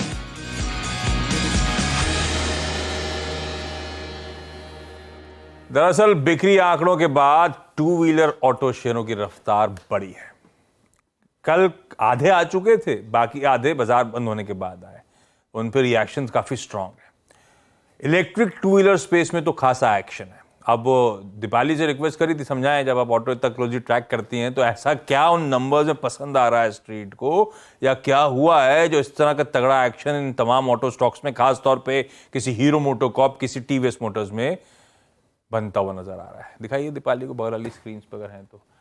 दीपाली हाय, गुड आफ्टरनून। काफी अच्छी रही क्या चल रहा है भाई? कारण तो ये है नंबर्स को सेग्रेट करके देखेंगे तो जो इलेक्ट्रिक 2 व्हीलर सेल्स है वो काफी स्ट्रांग रही है, जिसकी वजह से ओवरऑल 2 व्हीलर सेल्स काफी अच्छे दिखाई दे रही है। दरअसल 22 मई को जो फेम सब्सिडी स्लैश हुई है 40% से घटकर 15%, उसके बाद महज पिछले 8-9 दिनों में काफी ज्यादा बिक्री हुई है इलेक्ट्रिक 2 व्हीलर्स की। और जो मई में आंकड़ा रहा इलेक्ट्रिक 2 व्हीलर सेल्स का वो 1,04,750 यूनिट्स का रहा है, जो कि रिकॉर्ड रिटेल सेल्स है किसी भी महीने में अब तक। इनफैक्ट अगर आप 22 मई से पहले के इलेक्ट्रिक 2 व्हीलर सेल्स के नंबर्स देखेंगे तो लगभग 57,000 यूनिट्स ही बिकी थी, लेकिन सिर्फ 8 दिनों के अंदर ही फेम सब्सिडी कम होने की वजह से 40-45 हजार यूनिट्स ज्यादा बिकती हुई दिखाई दी हैं। तो ये सबसे इंपॉर्टेंट रीजन रहा है टू व्हीलर सेल्स स्ट्रांग रहने के पीछे। लेकिन इसके अलावा भी अगर आप बाकी फैक्टर्स देखेंगे तो मैरिज सीजन की वजह से अर्बन डिमांड काफी अच्छी रही है, रूरल डिमांड ऑल्दो उतनी नहीं रही है क्योंकि वहां अभी भी ब्रॉड बेस्ड रिकवरी नहीं आई है, लेकिन रिप्लेसमेंट डिमांड ठीक रही है। तो ये तमाम फैक्टर्स ने सपोर्ट किया है ओवरऑल वॉल्यूम्स को भी। एक इंपॉर्टेंट चीज और, जो इन्वेंट्री लेवल्स हैं टू व्हीलर स्पेस में जो कि जनरली काफी हाई चल रहे थे, वो अब काफी कम हो गए हैं। तो ये भी फैक्टर्स है जो सपोर्ट किया है जिन्होंने वॉल्यूम्स को। लेकिन जो मेजर रीजन रहा है वो है इलेक्ट्रिक टू व्हीलर सेल्स का। बट हाँ है तो मूव सरप्राइजिंग। हीरो मोटोकॉर्प 3.5%, 3.25% उछाल के साथ कामकाज कर रहा है।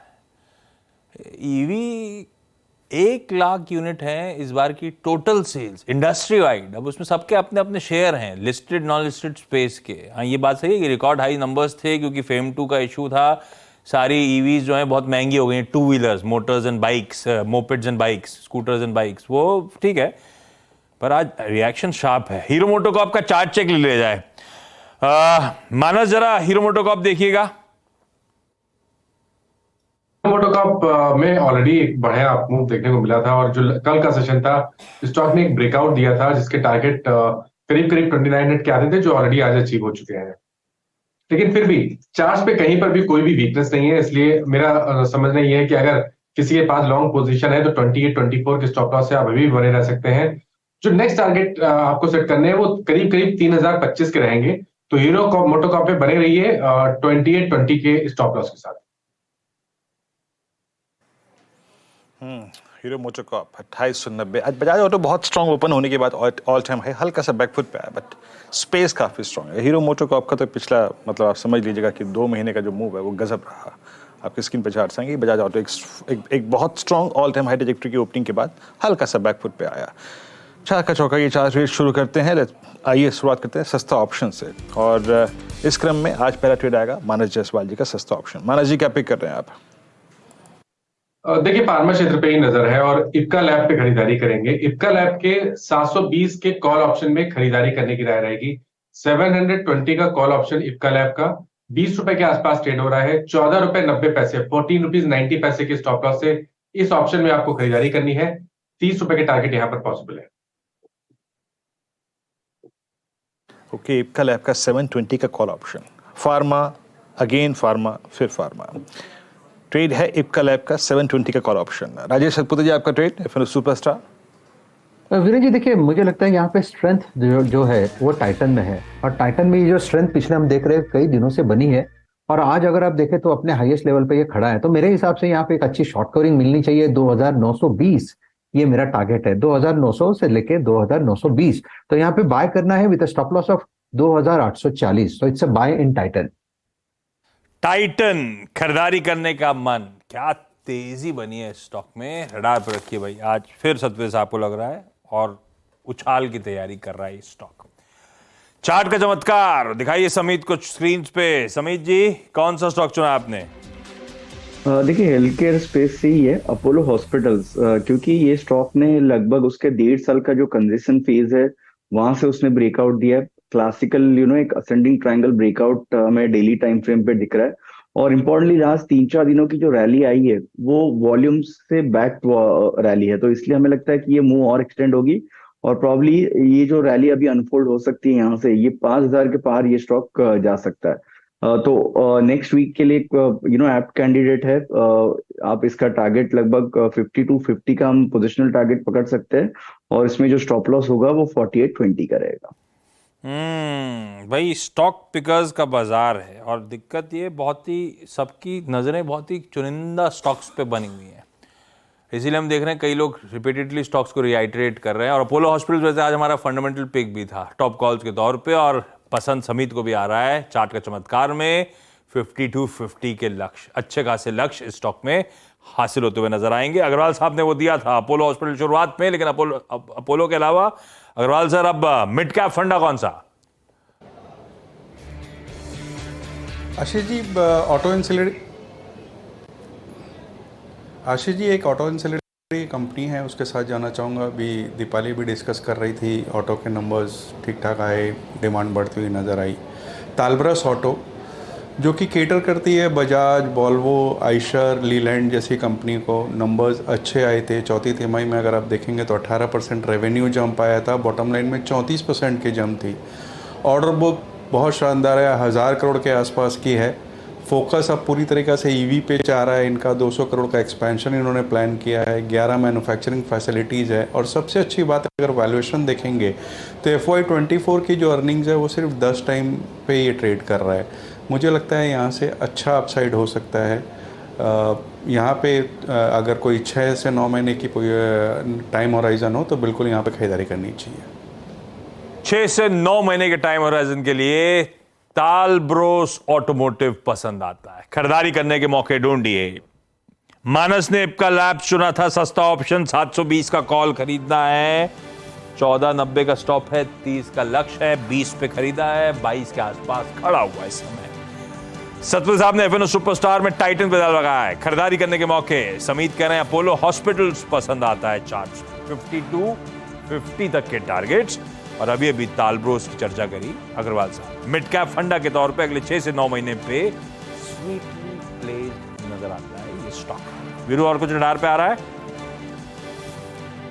अच्छा, ठीक बात। हाँ, एक बार मार्केट चेक है, उसके बाद सुमित के पास जाना है। मैंने टीज करा था सुमित को भी, ये कहते हुए कि 15 साल जेएलआर के पूरे हो चुके हैं, तो उस पर बातचीत करूंगा।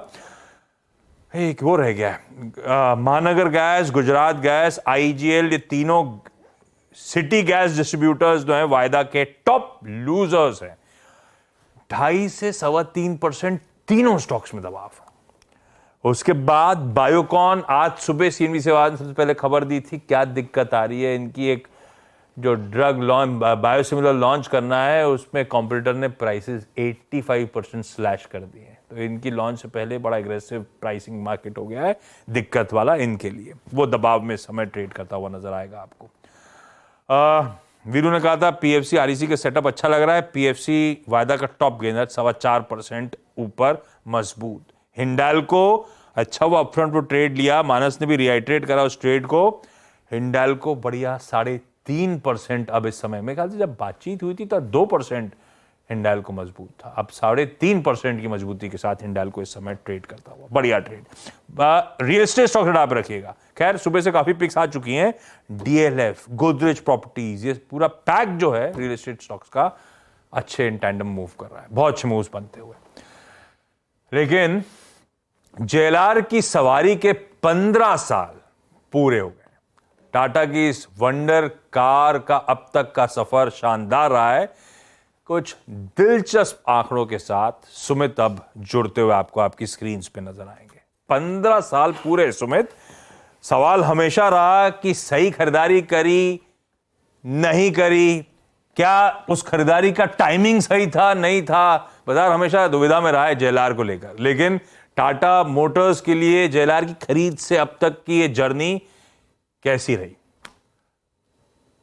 तो जगुआर लैंड रोवर जिसके एक्विजिशन को करीब 15 साल हो चुके हैं, यानी कि सन 2 जून 2008 जबकि जगुआर का एक्विजिशन टाटा मोटर्स की तरफ से किया गया था, और अपने आप में एक हिस्टोरिकल एक्विजिशन आप इसे मान सकते हैं, क्योंकि 2008 की मंदी में कंपनी ने इतना बड़ा एक्विजिशन किया था। रफली 9200 करोड़ रुपए के आसपास का एक्विजिशन उस फाइनेंशियल टर्मोइल की सिचुएशन में करना अपने आप में एक बड़ी बात है।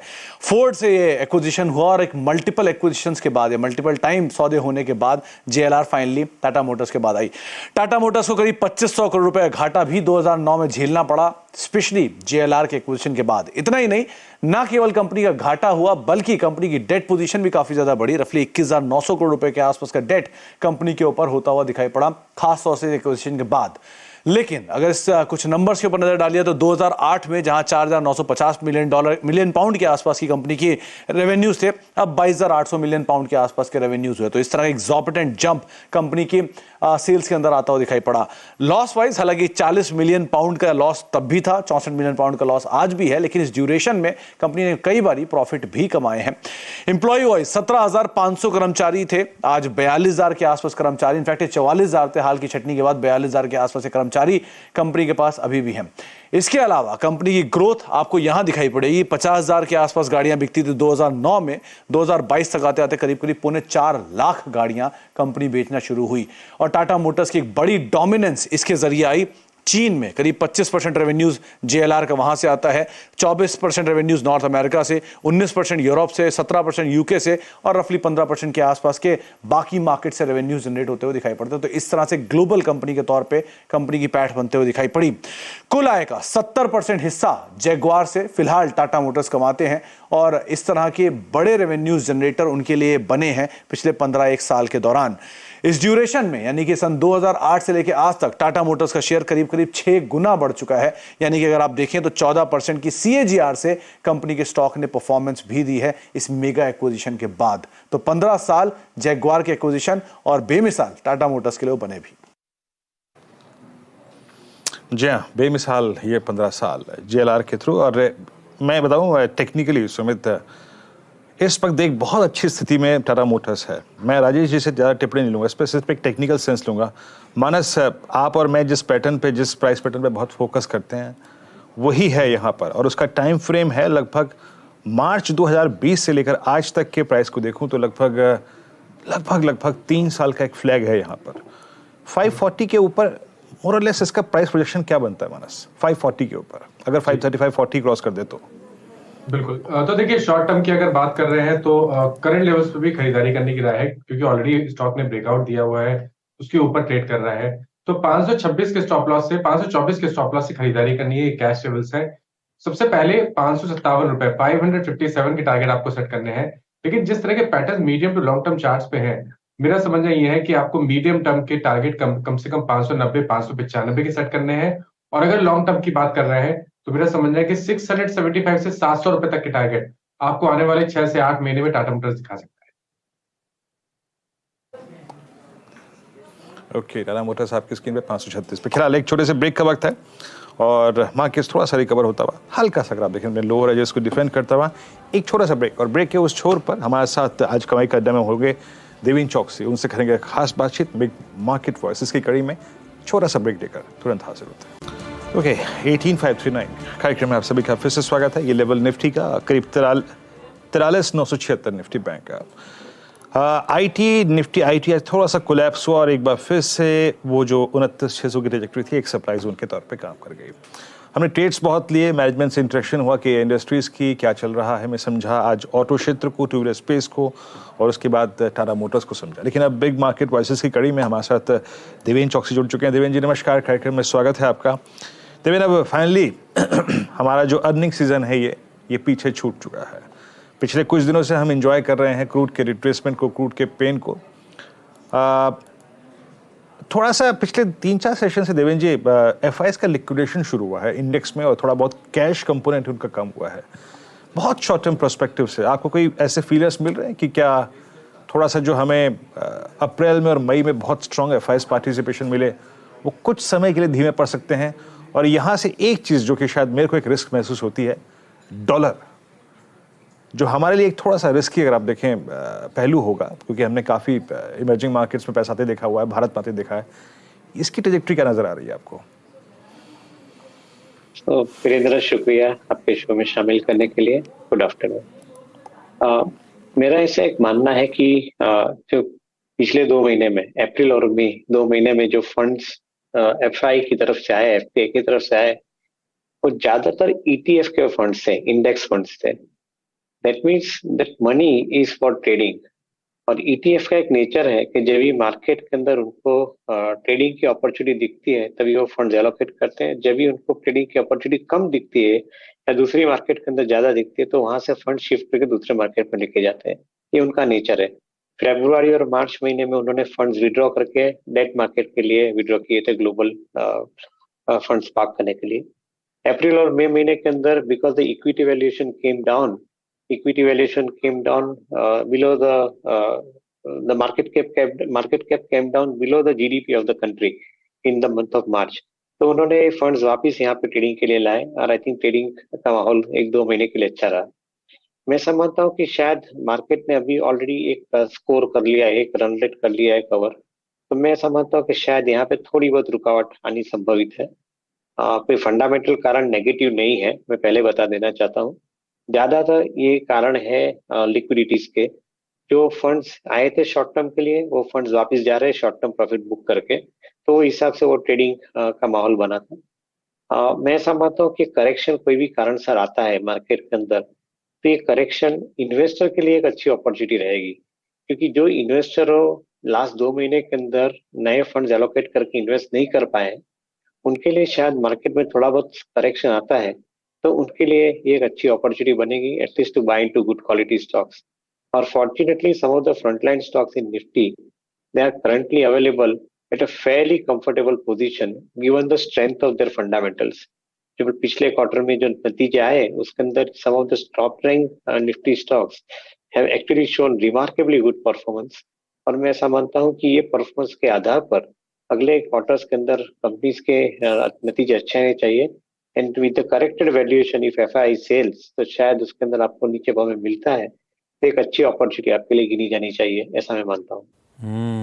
हॉट मनी मोमेंटम चेस करने आया हुआ है, मोमेंटम फिजल आउट होता है तो पैसा कहीं और चैनलाइज किया जाता है, दूसरी ज्योग्राफी, दूसरे मार्केट में। देवेंद्र सर, कुछ इंडिविजुअल स्टॉक्स अच्छे हैं, वैल्यूएशंस अट्रैक्टिव हैं, लेकिन ओवरऑल तस्वीर कैसी है? क्या इस मोमेंटम, क्या इस साइकिल के हम कहीं टॉप के आसपास हैं क्या? जो आप नियर टर्म थोड़ा सा थकावट, कमजोरी, करेक्शन की बात कर रहे हो, क्या वैल्यूएशंस इस समय भारतीय बाजार के कुछ स्ट्रेच नजर आ रहे हैं आपको क्या, या आप कंफर्टेबल उन वैल्यूएशंस को लेकर? Overall market, overall market Ashish, I think मुझे इतना स्ट्रेच नहीं लग रहा है if you ask me. Mid cap और द स्मॉल कैप कंपनीज के जहां पे ट्रेडर्स ज्यादातर पार्टिसिपेट करते हैं, डोमेस्टिक ट्रेडर्स ज्यादातर पार्टिसिपेट करते हैं, उनके शायद दाम फ्रंटलाइन स्टॉक से ज्यादा बढ़े हैं। अगर एक बात करें तो रिलायंस जैसी दिग्गज कंपनी के अच्छे नतीजे के बाद उनके अंदर 20% का डिप्रिसिएशन नहीं आया है, but many of the mid cap and small cap companies के जहां पे लिक्विडिटी कम है, फ्लोटिंग स्टॉक कम है, जहां पे ट्रेडर बाइंग सेलिंग करते हैं, उनके अंदर करीबन 20% 30% का रिटर्न आया है काफी कंपनीज के अंदर। तो एक चीज ऐसी मान के चलनी पड़ेगी कि valuations have not scaled up at least for good quality stocks. And जो कंपनीज के अंदर वैल्यूएशन ज्यादा बड़े हैं वहां पे थोड़े इन्वेस्टर को या ट्रेडर को संभालना तो पड़ेगा, क्योंकि कोई कारण से मार्केट में करेक्शन आता है तो दो stocks will be the first vulnerable stocks कि जहां पे फॉल ज्यादा भी आ सकता है।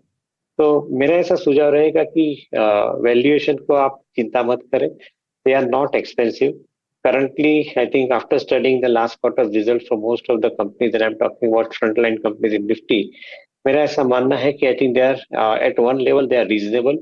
In some of the cases they may be slightly expensive, but I think otherwise they are reasonable at this point of time.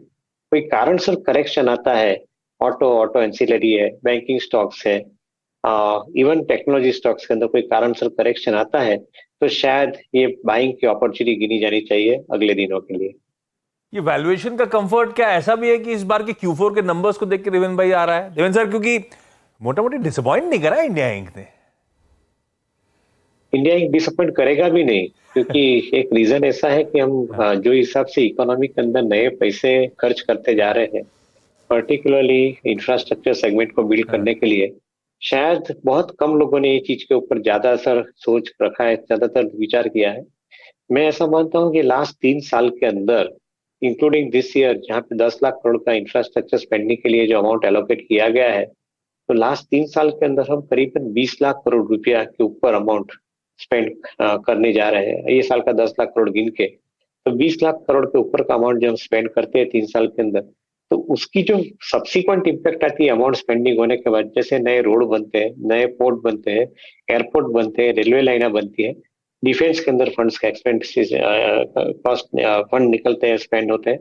मैं ऐसा मानता हूँ कि इस सब जगह से एडिशनल जो परचेसिंग पावर बनता है वो अगले समय के अंदर, अगले सालों के अंदर कंपनियों के नतीजों को बहुत जोर से बढ़ावा देगा। क्योंकि सपोज आप एबीबी, सीमेंस, लार्सन जैसी कंपनी की बात करें कि जिन्होंने ये कैपिटल गुड सेगमेंट के अंदर गवर्नमेंट इंफ्रास्ट्रक्चर में स्पेंडिंग करने के बाद ये कंपनियों को जो नई ऑर्डर बुक मिली है, तो ये ऑर्डर बुक खाली 6 महीने के लिए नहीं मिली है, ये ऑर्डर बुक अगले 3 साल की विजिबिलिटी दे रही है। तो मैं ऐसा समझता हूँ कि this particular process is going to continue, क्योंकि 110 लाख करोड़ हम 10 साल में स्पेंड करने जा रहे हैं।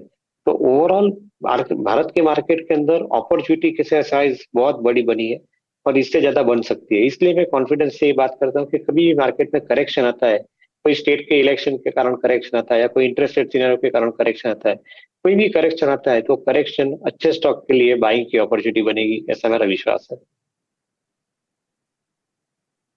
अच्छा देवेंद्र जी, एक संक्षेप में ही आपसे प्रश्न पूछूंगा। उस पॉलिसी डे के बाद जब आपको रेट हाइक की प्रोसेस में एक पॉज मिला, और आई थिंक वो एक सबसे पहला पॉज था वर्ल्ड वाइड, कहीं भी अगर वो जो रेट हाइक की प्रक्रिया पोस्ट वॉर बहुत तीव्र गति से चल रही थी, पहला पॉज भारत में मिला सबसे पहले। उसके बाद से एक स्पेस बड़ी कमांडिंग पोजीशन में, that's I think real estate. Look at DLF, look at Godrej properties, उस दिन से रुके ही नहीं। एचएफसीज उतना नहीं भागे, रियल स्टेट और रियल स्टेट इंसुलरी भागा बहुत तेज। मतलब डीएलएफ को तो सर मैंने सही बता रहा हूँ, इस रंग में बहुत दिनों बाद देखा है। आपका रियल स्टेट पे कन्विक्शन बन रहा है, और मुंबई दिल्ली स्थित कुछ रियल स्टेट कंपनियां जहां पे आप लोगों ने फोकस किया हो, वो क्या है आपके प्रेफर्ड लिस्ट में? तो आई थिंक इंडिया के अंदर जो हिसाब से हमने बात की कि नए फंड्स एलोकेट होकर स्पेंड हो रहे हैं, तो इंडिविजुअल खाते में जो नए पैसा आते हैं उनसे सबसे पहले घर की रिक्वायरमेंट ज्यादा बनती है। तो I think housing real estate particularly वहां पे हमें ज्यादा कन्विक्शन है। अगर आप टॉप 30 सिटीज को भी छोड़ देते हैं और उसके बियॉन्ड जाते हैं mid tier and the smaller cities के अंदर, वहां पे एफोर्डेबल हाउसिंग की डिमांड बनी है। यहाँ टॉप 30 सिटीज हैं, वहां पे एफोर्डेबल हाउसिंग के साथ में जेन्युइन बड़े हाउसेस की डिमांड बढ़नी शुरू हुई है, और मेट्रोस के अंदर प्रीमियम हाउसिंग की डिमांड बढ़नी शुरू हुई है। तो मैं ऐसा मानता हूँ कि ओवरऑल हाउसिंग सेक्टर के अंदर डिमांड सिनेरियो बॉयंट है, और मेरे ख्याल से बॉयंसी चालू रहेगी, ये कम नहीं होने वाली है। Because 1 bedroom shift to 2 bedroom, 2 bedroom shift to 3 bedroom, 3 bedroom shift to 4 bedroom, ये एक नेचुरल प्रोसेस है, और इसके अंदर डिमांड नई बनते ही जा रही है। तो मैं ऐसा समझता हूँ कि this will probably continue for next few many years, and because this will continue, तो मेरा ऐसा मानता है कि जो रियल एस्टेट के कारोबार के साथ में जो कंपनियां जुड़ी है उनके लिए एक अच्छा संकेत है, उनके लिए एक अच्छी विजिबिलिटी है। Fortunately, most of the companies are not owning the land-based model; they are owning the construction model. So that is also a good point. तो इन्वेस्टमेंट के लिए शायद आपको वैल्यूएशन इंडिविजुअल कंपनीज के ज्यादा नजदीक से देखने पड़ेंगे बाई करने के पहले, बट एक ओवरऑल डायरेक्शनल व्यू पॉजिटिव रहता है। अगर इन्वेस्टर की बात करें तो मैं इन्वेस्टर को हमेशा बोलता हूँ कि आपको ये पॉजिटिव व्यू दिखता है रियल एस्टेट में, तो हाउसिंग फाइनेंस को आप ज्यादा प्रीफर करें, क्योंकि हाउसिंग फाइनेंस में आपको शायद थोड़ा रिटर्न रियल एस्टेट कंपनी से कम मिलेगा, but overall housing finance business will give you a compounded rate of growth in the business of around 20% plus in this particular period. So maybe housing finance companies at a corrected valuation in the market would be a sustainable investment opportunity, ऐसा मेरा मानना है।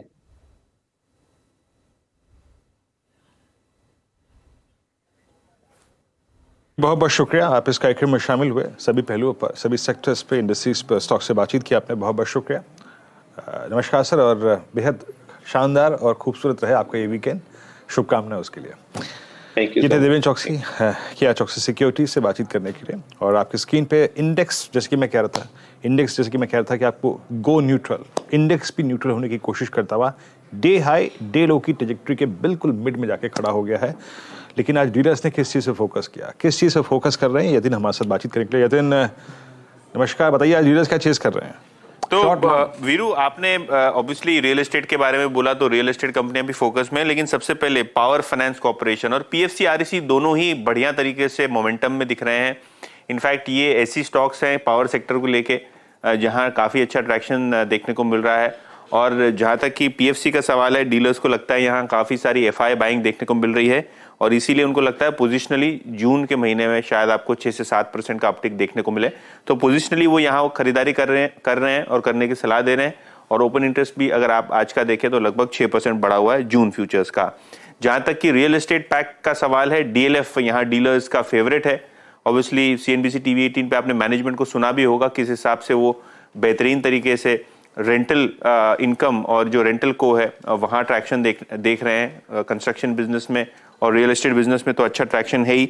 Dealers की अगर आप माने तो यहाँ वो बीटीएसटी की सलाह दे रहे हैं। स्टॉक बिल्कुल अपने डेज हाई पे आता हुआ दिखाई पड़ रहा है, और ओपन इंटरेस्ट भी लास्ट टाइम जब मैंने चेक किया था जून सीरीज का 9% ऊपर था। तो यहाँ भी काफी अच्छी लॉन्ग पोजीशन बिल्डअप देखने को मिल रही है। शुक्रिया यतिन। डीएलएफ जिसकी बात मैं अभी कर रहा था, उदाहरण पेश कर रहा था देवेंद्र जी को, वो अच्छा करता हुआ डे हाई की ट्रैजेक्टरी में, मल्टी ईयर हाई, डेकेड नहीं, इनफैक्ट लगभग 14 साल के हाई पे ट्रेड कर रहा है। यतिन बहुत बहुत शुक्रिया। एंड पीएफसी आरईसी अच्छा, एक स्टॉक और लिखा है ये 9472 पे मारुति या डे हाई, और मारुति का ये क्लोज आएगा 11 नवंबर 2022 के बाद सबसे हाईएस्ट क्लस्टर पे। आज अभी कुछ देर पहले इस मतलब कमाई का अड्डा शुरू होने से पहले हम मैनेजमेंट की बातें सुन रहे थे, नीरज जी के साथ मंत्रणा हो रही थी शशांक जी की। पता है राजेश अग्रवाल जी, अभी लास्ट बुधवार की बात है, आशीष और मैं घूमते घूमते मारुति के शोरूम में घुस गए थे। हम दोनों को बड़ा सरप्राइज लगा, 22,90,000 का प्राइस था। हमने नहीं सोचा था, हमने सोचा था, क्यों आशीष, हमने सोचा 16, 17, 18 यही सोचा था हमने। मैंने तो इतना भी नहीं सोचा। 22,90 मतलब आप देखिए। और हाँ, और मतलब और उसकी सबसे अच्छी सेल्स है, सबसे अच्छी सेल्स है ग्रैंड विटारा की, और उसमें भी वो भी हाइब्रिड में। मारुति पे आपका आउटलुक क्या बन रहा है धीरे धीरे? देखिए, हमने कई बार डिस्कस किया है कि अगर ऑटो में कोई स्टॉक 4 व्हीलर में लेना हो तो मारुति है, बहुत नीचे के लेवल से हमने डिस्कस कर रखा है, और 2 व्हीलर्स में बजाज ऑटो। मैं अभी भी उसी बात पे अपनी स्टैंड करता हूँ कि यही 2 स्टॉक है जो हमारी प्रिफर्ड लिस्ट में है, बावजूद इनके कि अच्छी खासी बढ़त हो गई है। अगर मारुति की अगर आप देखो तो आप जैसे अभी खुद बता रहे हैं कि इतने हाई प्राइस में भी उनकी बुकिंग चल रही है। अगर आप देखोगे तो ऑर्डर बैकलॉग बहुत लंबा है, कई गाड़ियों में तो साल भर की बुकिंग चल रही है। अगर जिमी की बात की जाए तो वहाँ तो बहुत लंबी लाइन लगी हुई है। जिस तरह के पैसेंजर व्हीकल सेगमेंट में इतना मार्केट शेयर है, हालांकि पिछले कुछ दिनों से गिरा हुआ है, दूसरी गाड़ियों ने कुछ मार्केट शेयर ले लिया है, बट फिर भी टॉप में यही हैं पैसेंजर व्हीकल के मार्केट सेगमेंट में जो नए लॉन्चेस करते जा रहे हैं। मुझे लगता है कि हो सकता है इतनी बढ़त के बाद थोड़ा कंसोलिडेशन हो, कोई करेक्शन हो, बट वो सब ट्रेडिंग के नज़रिए से हैं जो आप बेहतर देखते हैं। लेकिन फंडामेंटली मैं समझता हूँ कि यहाँ पर हर गिरावट में खरीदारी करनी चाहिए, दोनों ही स्टॉक में, न केवल मारुति में बल्कि बजाज ऑटो में भी। ये कौन सी मारुति कार है? ये क्या है? ये जिम्नी है क्या? ये तो हॉट व्हील जैसी लग रही है। ये जिम्नी है। ये वाला कलर तो हॉट व्हील जैसा लग रहा है। ठीक है, आज के अब समय हो गया BTST STBT ट्रेड ले ली जाए। सबसे पहले जा रहा हूं अब मैं रुचित के पास। रुचित, क्या रडार पे आया सर? क्या ले जाने का मन बन रहा है वीकेंड पे? ना बन रहा तो वो भी मेंशन कर देना, ऐसा कोई इशू नहीं है। फार्मास्यूटिकल स्पेस को स्टिक करेंगे, जैसे सन फार्मा पहले दिया था, अभी सेकंड भी BTST भी फार्मा में ही रहेगा, वो है लुपिन, जहाँ पे हमने रिसेंटली देखा है कि स्टॉक में काफी एक बड़े अंडर परफॉर्मेंस के बाद में हाई टॉप हाई बॉटम का स्ट्रक्चर ये स्टॉक में स्टार्ट हुआ, और अब लास्ट कुछ समय से जो भी करेक्शन हो रहे हैं वो मोर एक टाइम वाइज करेक्शन नहीं होते, 3-4 दिन के लिए स्टॉक साइडवेज रहता है और बाद में फिर से अपमूव का रिजम्पशन होता है। सो आई थिंक यही पैटर्न आगे कंटिन्यू रहेगा। तो लास्ट 4 ट्रेडिंग सेशन से ऑलरेडी थोड़ा टाइम वाइज करेक्शन हुआ है, तो यहाँ पे एक अच्छा मूव मंडे को देख सकते हैं। तो 805 के नीचे स्टॉप लॉस रख के लुपिन को खरीदारी करने की सलाह रहेगी 830 से 835 के टारगेट रेंज के लिए। आपका कौन सा पिक होगा, BTST या STBT, और कौन सा वो स्टॉक? नीलेश जी। हाँ बिल्कुल आशीष जी, खरीदारी का काउंटर है NMDC। ये एक पर्टिकुलर काउंटर में एक मेजर फॉलिंग ट्रेंड लाइन का ब्रेकआउट आता हुआ नजर आ रहा है, और जिस हिसाब से ओवरऑल मेटल स्पेस में काफी अच्छा अट्रैक्शन है। ये काउंटर है जहाँ पे लॉन्ग साइड में बिल्डअप भी हो रहा है, लगभग 4% का ओपन इंटरेस्ट इजाफा हुआ है, काफी अच्छा बेस फॉर्मेशन यहाँ पे देखने को मिल रहा है। तो नेक्स्ट वीक के लिए, मंडे के लिए मेरे ख्याल से यहाँ पे लॉन्ग पोजीशन बनाई जा सकती है 112 के टारगेट के लिए। 108 रुपए 75 पैसे के आसपास कैश में ट्रेड हो रहा है, और स्टॉप लॉस रखना होगा 106 रुपए 50 पैसे का, और 112 रुपए के टारगेट्स होंगे। अच्छा वीरू, सबके जहन में एक ही सवाल है, 2:20 तक गावा सर हमारे साथ थे, बांद्रा से एयरपोर्ट पहुंचना था, टाइम पे पहुंच पाए नहीं पहुंच पाए, फ्लाइट पकड़ पाएंगे नहीं पकड़ पाएंगे, है ना जहन पे सवाल? पहुंचे नहीं पहुंचे? क्या लग रहा है? पहुंच गए होंगे गावा सर? पहुंच गए होंगे एयरपोर्ट से पहुंचे क्या टाइम पे? टाइम पे एकदम पहुंचा हूँ, अभी बोर्डिंग चल रही है। बच गए नहीं तो पूरे वीकेंड में और वीरू का आप याद करते कि इन दोनों के चक्कर में। चलिए गावा सर, हैप्पी वीकेंड, एंजॉय करके लौटिएगा। मंडे को गावा सर से बातचीत होगी। पहुंच गए, बोर्डिंग चल रही है भाई। समित, आज का BTST STBT आइडिया? देखिए BTST रहेगा M&M। ऑटो स्टॉक्स में एक अच्छा रुझान रिसेंटली हमने देखा है, 3-4 दिनों से ये पूरा वीक इनफैक्ट अगर देखे तो M&M कंसोलिडेट हो रहा था, बट आज वापस इसमें ट्रैक्शन आया, रिज्यूम हुई है उसकी अपवर्ड ट्रैजेक्टरी, तो यहाँ पे नेक्स्ट वीक के लिए, प्रॉब्ली मंडे के लिए भी ये स्टॉक एक अप्रोप्रिएट कैंडिडेट हो सकता है। तो यहाँ पे 1368 के टारगेट्स होंगे और 1325 का यहाँ पे स्टॉप लॉस रहेगा। महिंद्रा एंड महिंद्रा रखना रडार पे। सतपुते सर, कौन सा स्टॉक? आशीष जी देखिए, बार बार घूम घूम के तो सब फार्मा ही रडार पे आ रहा है। आई थिंक सन फार्मा भी किसी ने कवर किया है ऑलरेडी, तो मैं और एक दूसरा कवर करता हूँ और वो है लॉरस लैब। लेकिन देखिए स्लो मूवर है, लेकिन आज इसमें एक ब्रेकआउट, हल्का ब्रेकआउट हुआ है और मुझे लगता है मंडे ऑनवर्ड्स यहाँ पे मूव आना चाहिए, जिसका टारगेट पोजिशनली 385 का आएगा। तो लॉरस लैब अगर आप at a level of 348 buy करना है तो छोटा स्टॉप लॉस के साथ, यानी महज 8 रुपए के स्टॉप लॉस के साथ लॉन्ग करे तो it's a buy in Laurus with stop loss of 340। Target expected is 375 to 380, तो बड़ा टारगेट निकल रहा है। जी कौन सा ले जाना है ट्रेड? मानस, कौन सा ट्रेड ले जाना है? देखिए, मारुति पे खरीदारी करनी है। मारुति ने एक फ्रेश ब्रेकआउट दिया है चार्ट्स पे, तो यहाँ पर खरीदारी करके जाएंगे। मारुति का फ्यूचर खरीदेंगे। स्टॉप लॉसेस रहेंगे 9400 के और टारगेट रहेंगे 9700 के मारुति के फ्यूचर में। ऑप्शन में भी ट्रेड ले सकते हैं। 9500 वाला कॉल ऑप्शन आप लेके जा सकते हैं मारुति का। 167 के भाव चल रहे हैं। 124 के स्टॉप लॉस से 245 रुपए के टारगेट के लिए मारुति का 9500 का कॉल ऑप्शन भी ले सकते हैं। सब खरीदना है भाई। ल्यूपिन लेके जा सकते हैं, लॉरस लैब्स, सन फार्मा भी था। वैसे बातचीत से ऐसा लग रहा है सतपुते साहब के, लेकिन वो पहले कवर हो चुका है, तो Laurus labs buy pick. Mahindra and Mahindra NMDC और महिंद्रा एंड महिंद्रा के साथ मारुति सुजुकी भी। कुछ देर पहले नीरज वाजपेयी ने बहुत डिटेल इंटरेक्शन करा था शशांक श्रीवास्तव साहब के साथ। मारुति पसंद आ रहा है सभी को, तेजी करने का मन। एक बढ़िया सी फंडामेंटल आइडिया और ले लेता हूं अग्रवाल साहब से। फंडामेंटल छोड़िए, अग्रवाल साहब ट्रेडिंग वेटिंग वाला कुछ पोजीशन वाला मामला है क्या? देखिए, मैं लॉरस देना चाहता था, बट चूंकि सतपुते जी ने कवर कर लिया है तो उस पर बहुत ज़्यादा डिटेल में नहीं जाऊंगा। खाली यही कहता हूं कि लॉरस ले सकते हैं। ऊपर के लेवल्स अगर देखो तो 700 रुपये के आसपास में लगभग आधे में ट्रेड कर रहे हैं, तो इसलिए मैंने बैकअप के तौर पे, जैसे अभी आप थोड़ी देर पहले किसी को कह रहे थे ना कि बैकअप में दूसरा स्टॉक है या नहीं, तो इस हिसाब से मैं एस्ट्रल पॉली के साथ जाना चाहूँगा। अगर आप देखो तो भारत की सबसे बड़ी पाइप मैन्युफैक्चरिंग कंपनी है। प्लास्टिक और एडेसिव्स दोनों में उन्होंने अच्छी ग्रोथ दिखाई है। डिमांड वापस लौटती हुई नज़र आई है इकोनॉमी में। अभी दीपेन भाई भी बता रहे थे कि रियल एस्टेट में सभी अपग्रेड कर रहे हैं, 2 बेडरूम से 3 बेडरूम, 3 से 4 बेडरूम, तो रियल एस्टेट में डिमांड बनी हुई है। रॉ मटेरियल के प्राइसेस पास ऑन भी हो रहे थे और अब गिरावट भी झेल रहे हैं, इसलिए उनकी मार्जिन्स बेहतर होते हुए नज़र आएंगे। वॉल्यूम बढ़ता हुआ नज़र आ रहा है। स्टोरेज टैंक की कैपेसिटी उन्होंने बढ़ाई है और सबसे अच्छी बात 500 करोड़ रुपए के आसपास कंपनी में कैश पड़ा है, जो उन्हें ग्रोथ के लिए सहायता करता है। वैल्यूएशन ठीक ठाक है, मुझे लगता है यहाँ पे कम पोजीशन बनानी चाहिए। शॉर्ट टर्म में करीब 1900 साढ़े 1900 का टारगेट रख सकते हैं, बट हमारा जो फंडामेंटली कॉल है वो थोड़ी लंबी अवधि के लिए है, जहाँ हम 2400 रुपये के टारगेट के साथ इसे थोड़ी सी 12 से 18 महीने की अवधि में 2400 का टारगेट दे रहे हैं, बट शॉर्ट टर्म में 1950 का टारगेट मान सकते हैं। जी 1950 का टारगेट भला हुआ एस्ट्रल का मौजूद था, चल रहा था, वरना आज ऐसा लग रहा है कि सब के सब मेडिकल स्टोर के आगे खड़े हुए हैं। लॉरस, सन फार्मा, दिवीज, लॉरस, सन फार्मा, दिवीज, लॉरस, सन फार्मा, दिवीज।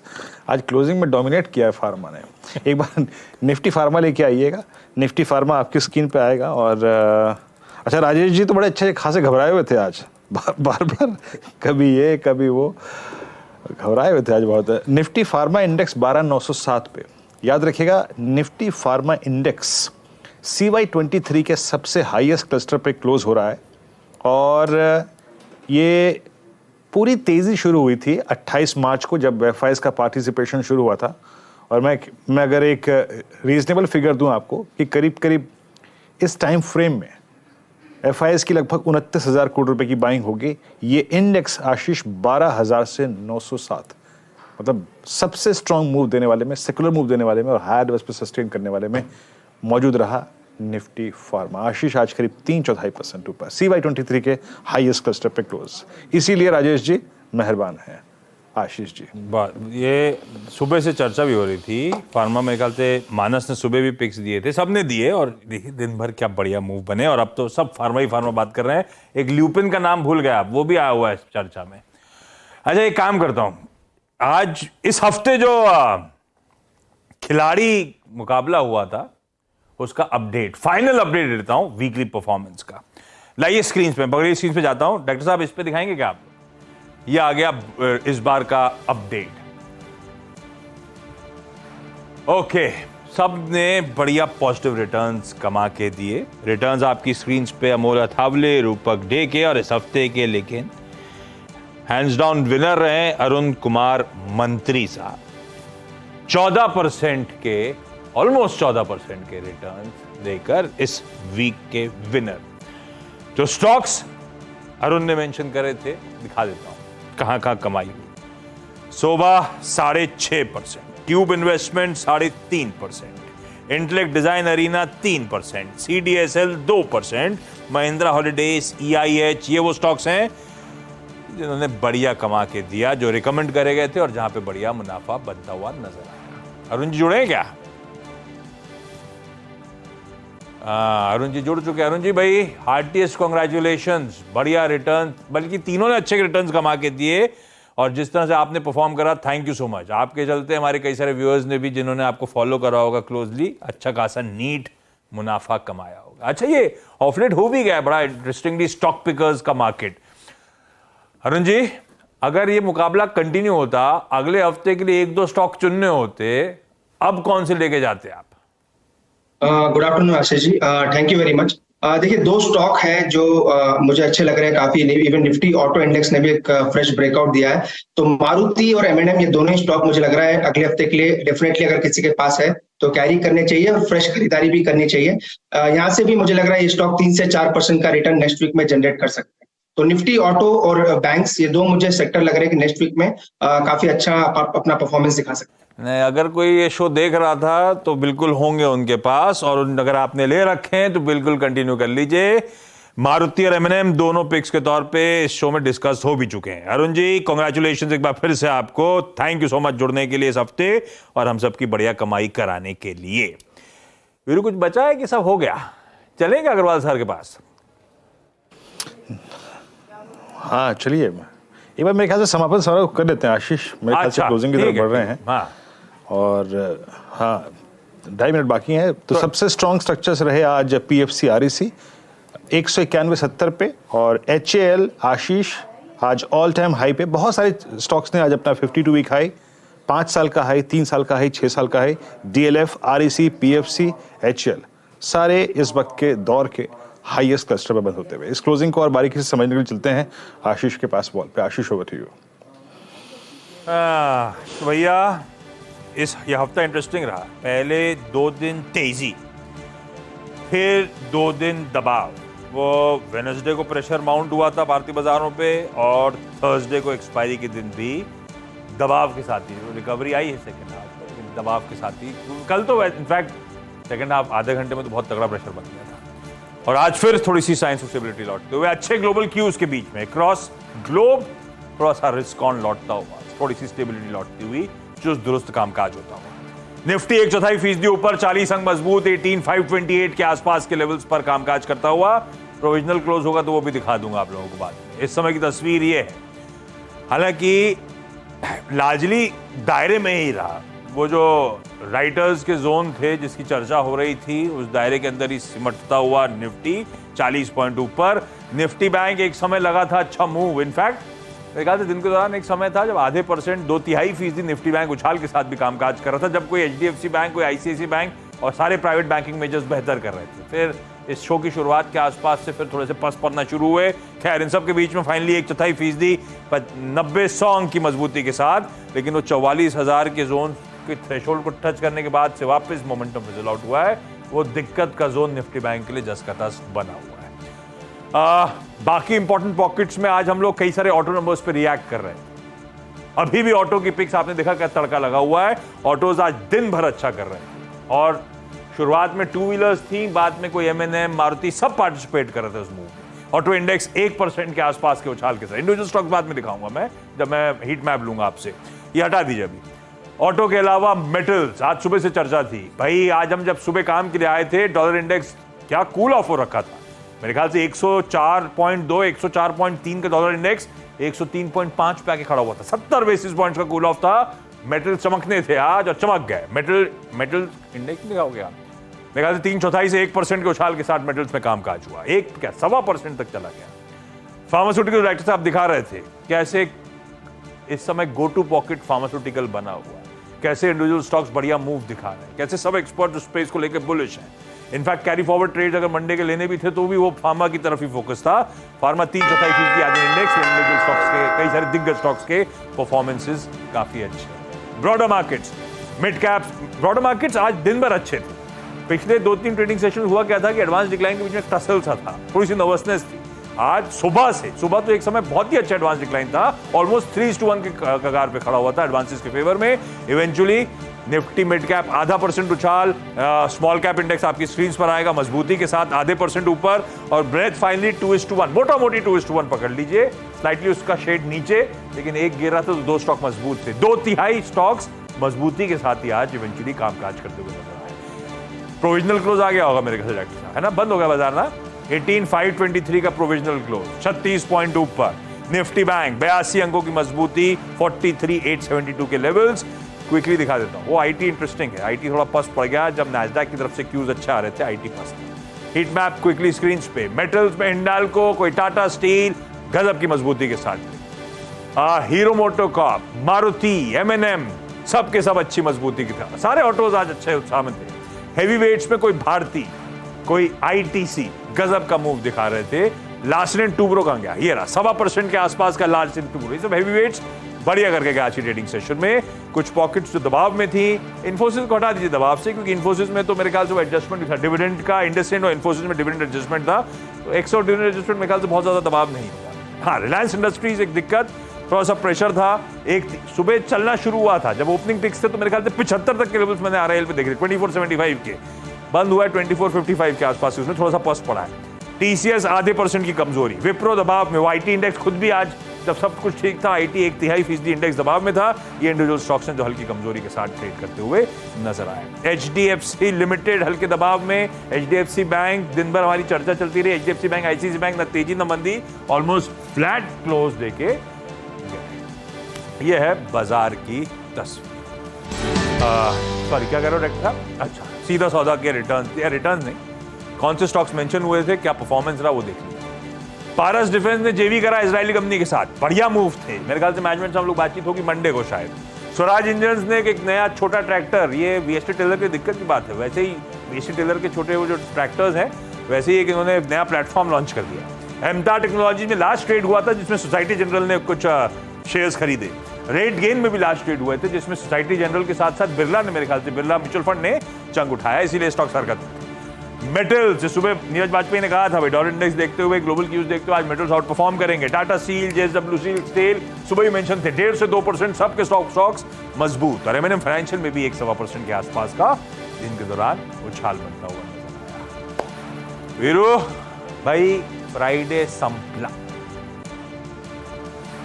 जय। अब एक आखिरी प्रश्न औपचारिकता के तौर पर लेते हैं राजेश जी से। पिछली बार नीरज जी ने बताया था कि भाई ओटीटी पे देखना बस एक बंदा काफी है, उसने वीकेंड को बहुत शानदार और खूबसूरत बना दिया। राजेश जी से पूछते हैं, आज नीरज जी से तो बातचीत हो नहीं पाई, राजेश जी बहुत संक्षेप में रखिएगा, अगर इस वीकेंड ओटीटी पे कुछ देखना हो तो आपके तजुर्बे के अनुसार क्या देखना चाहिए? देखिए, एक बंदा का तो कल मैंने आशीष जी के साथ भी डिस्कस किया था, वाकई अच्छी है। इस हफ्ते तो ओटीटी पे धमाल मची हुई है।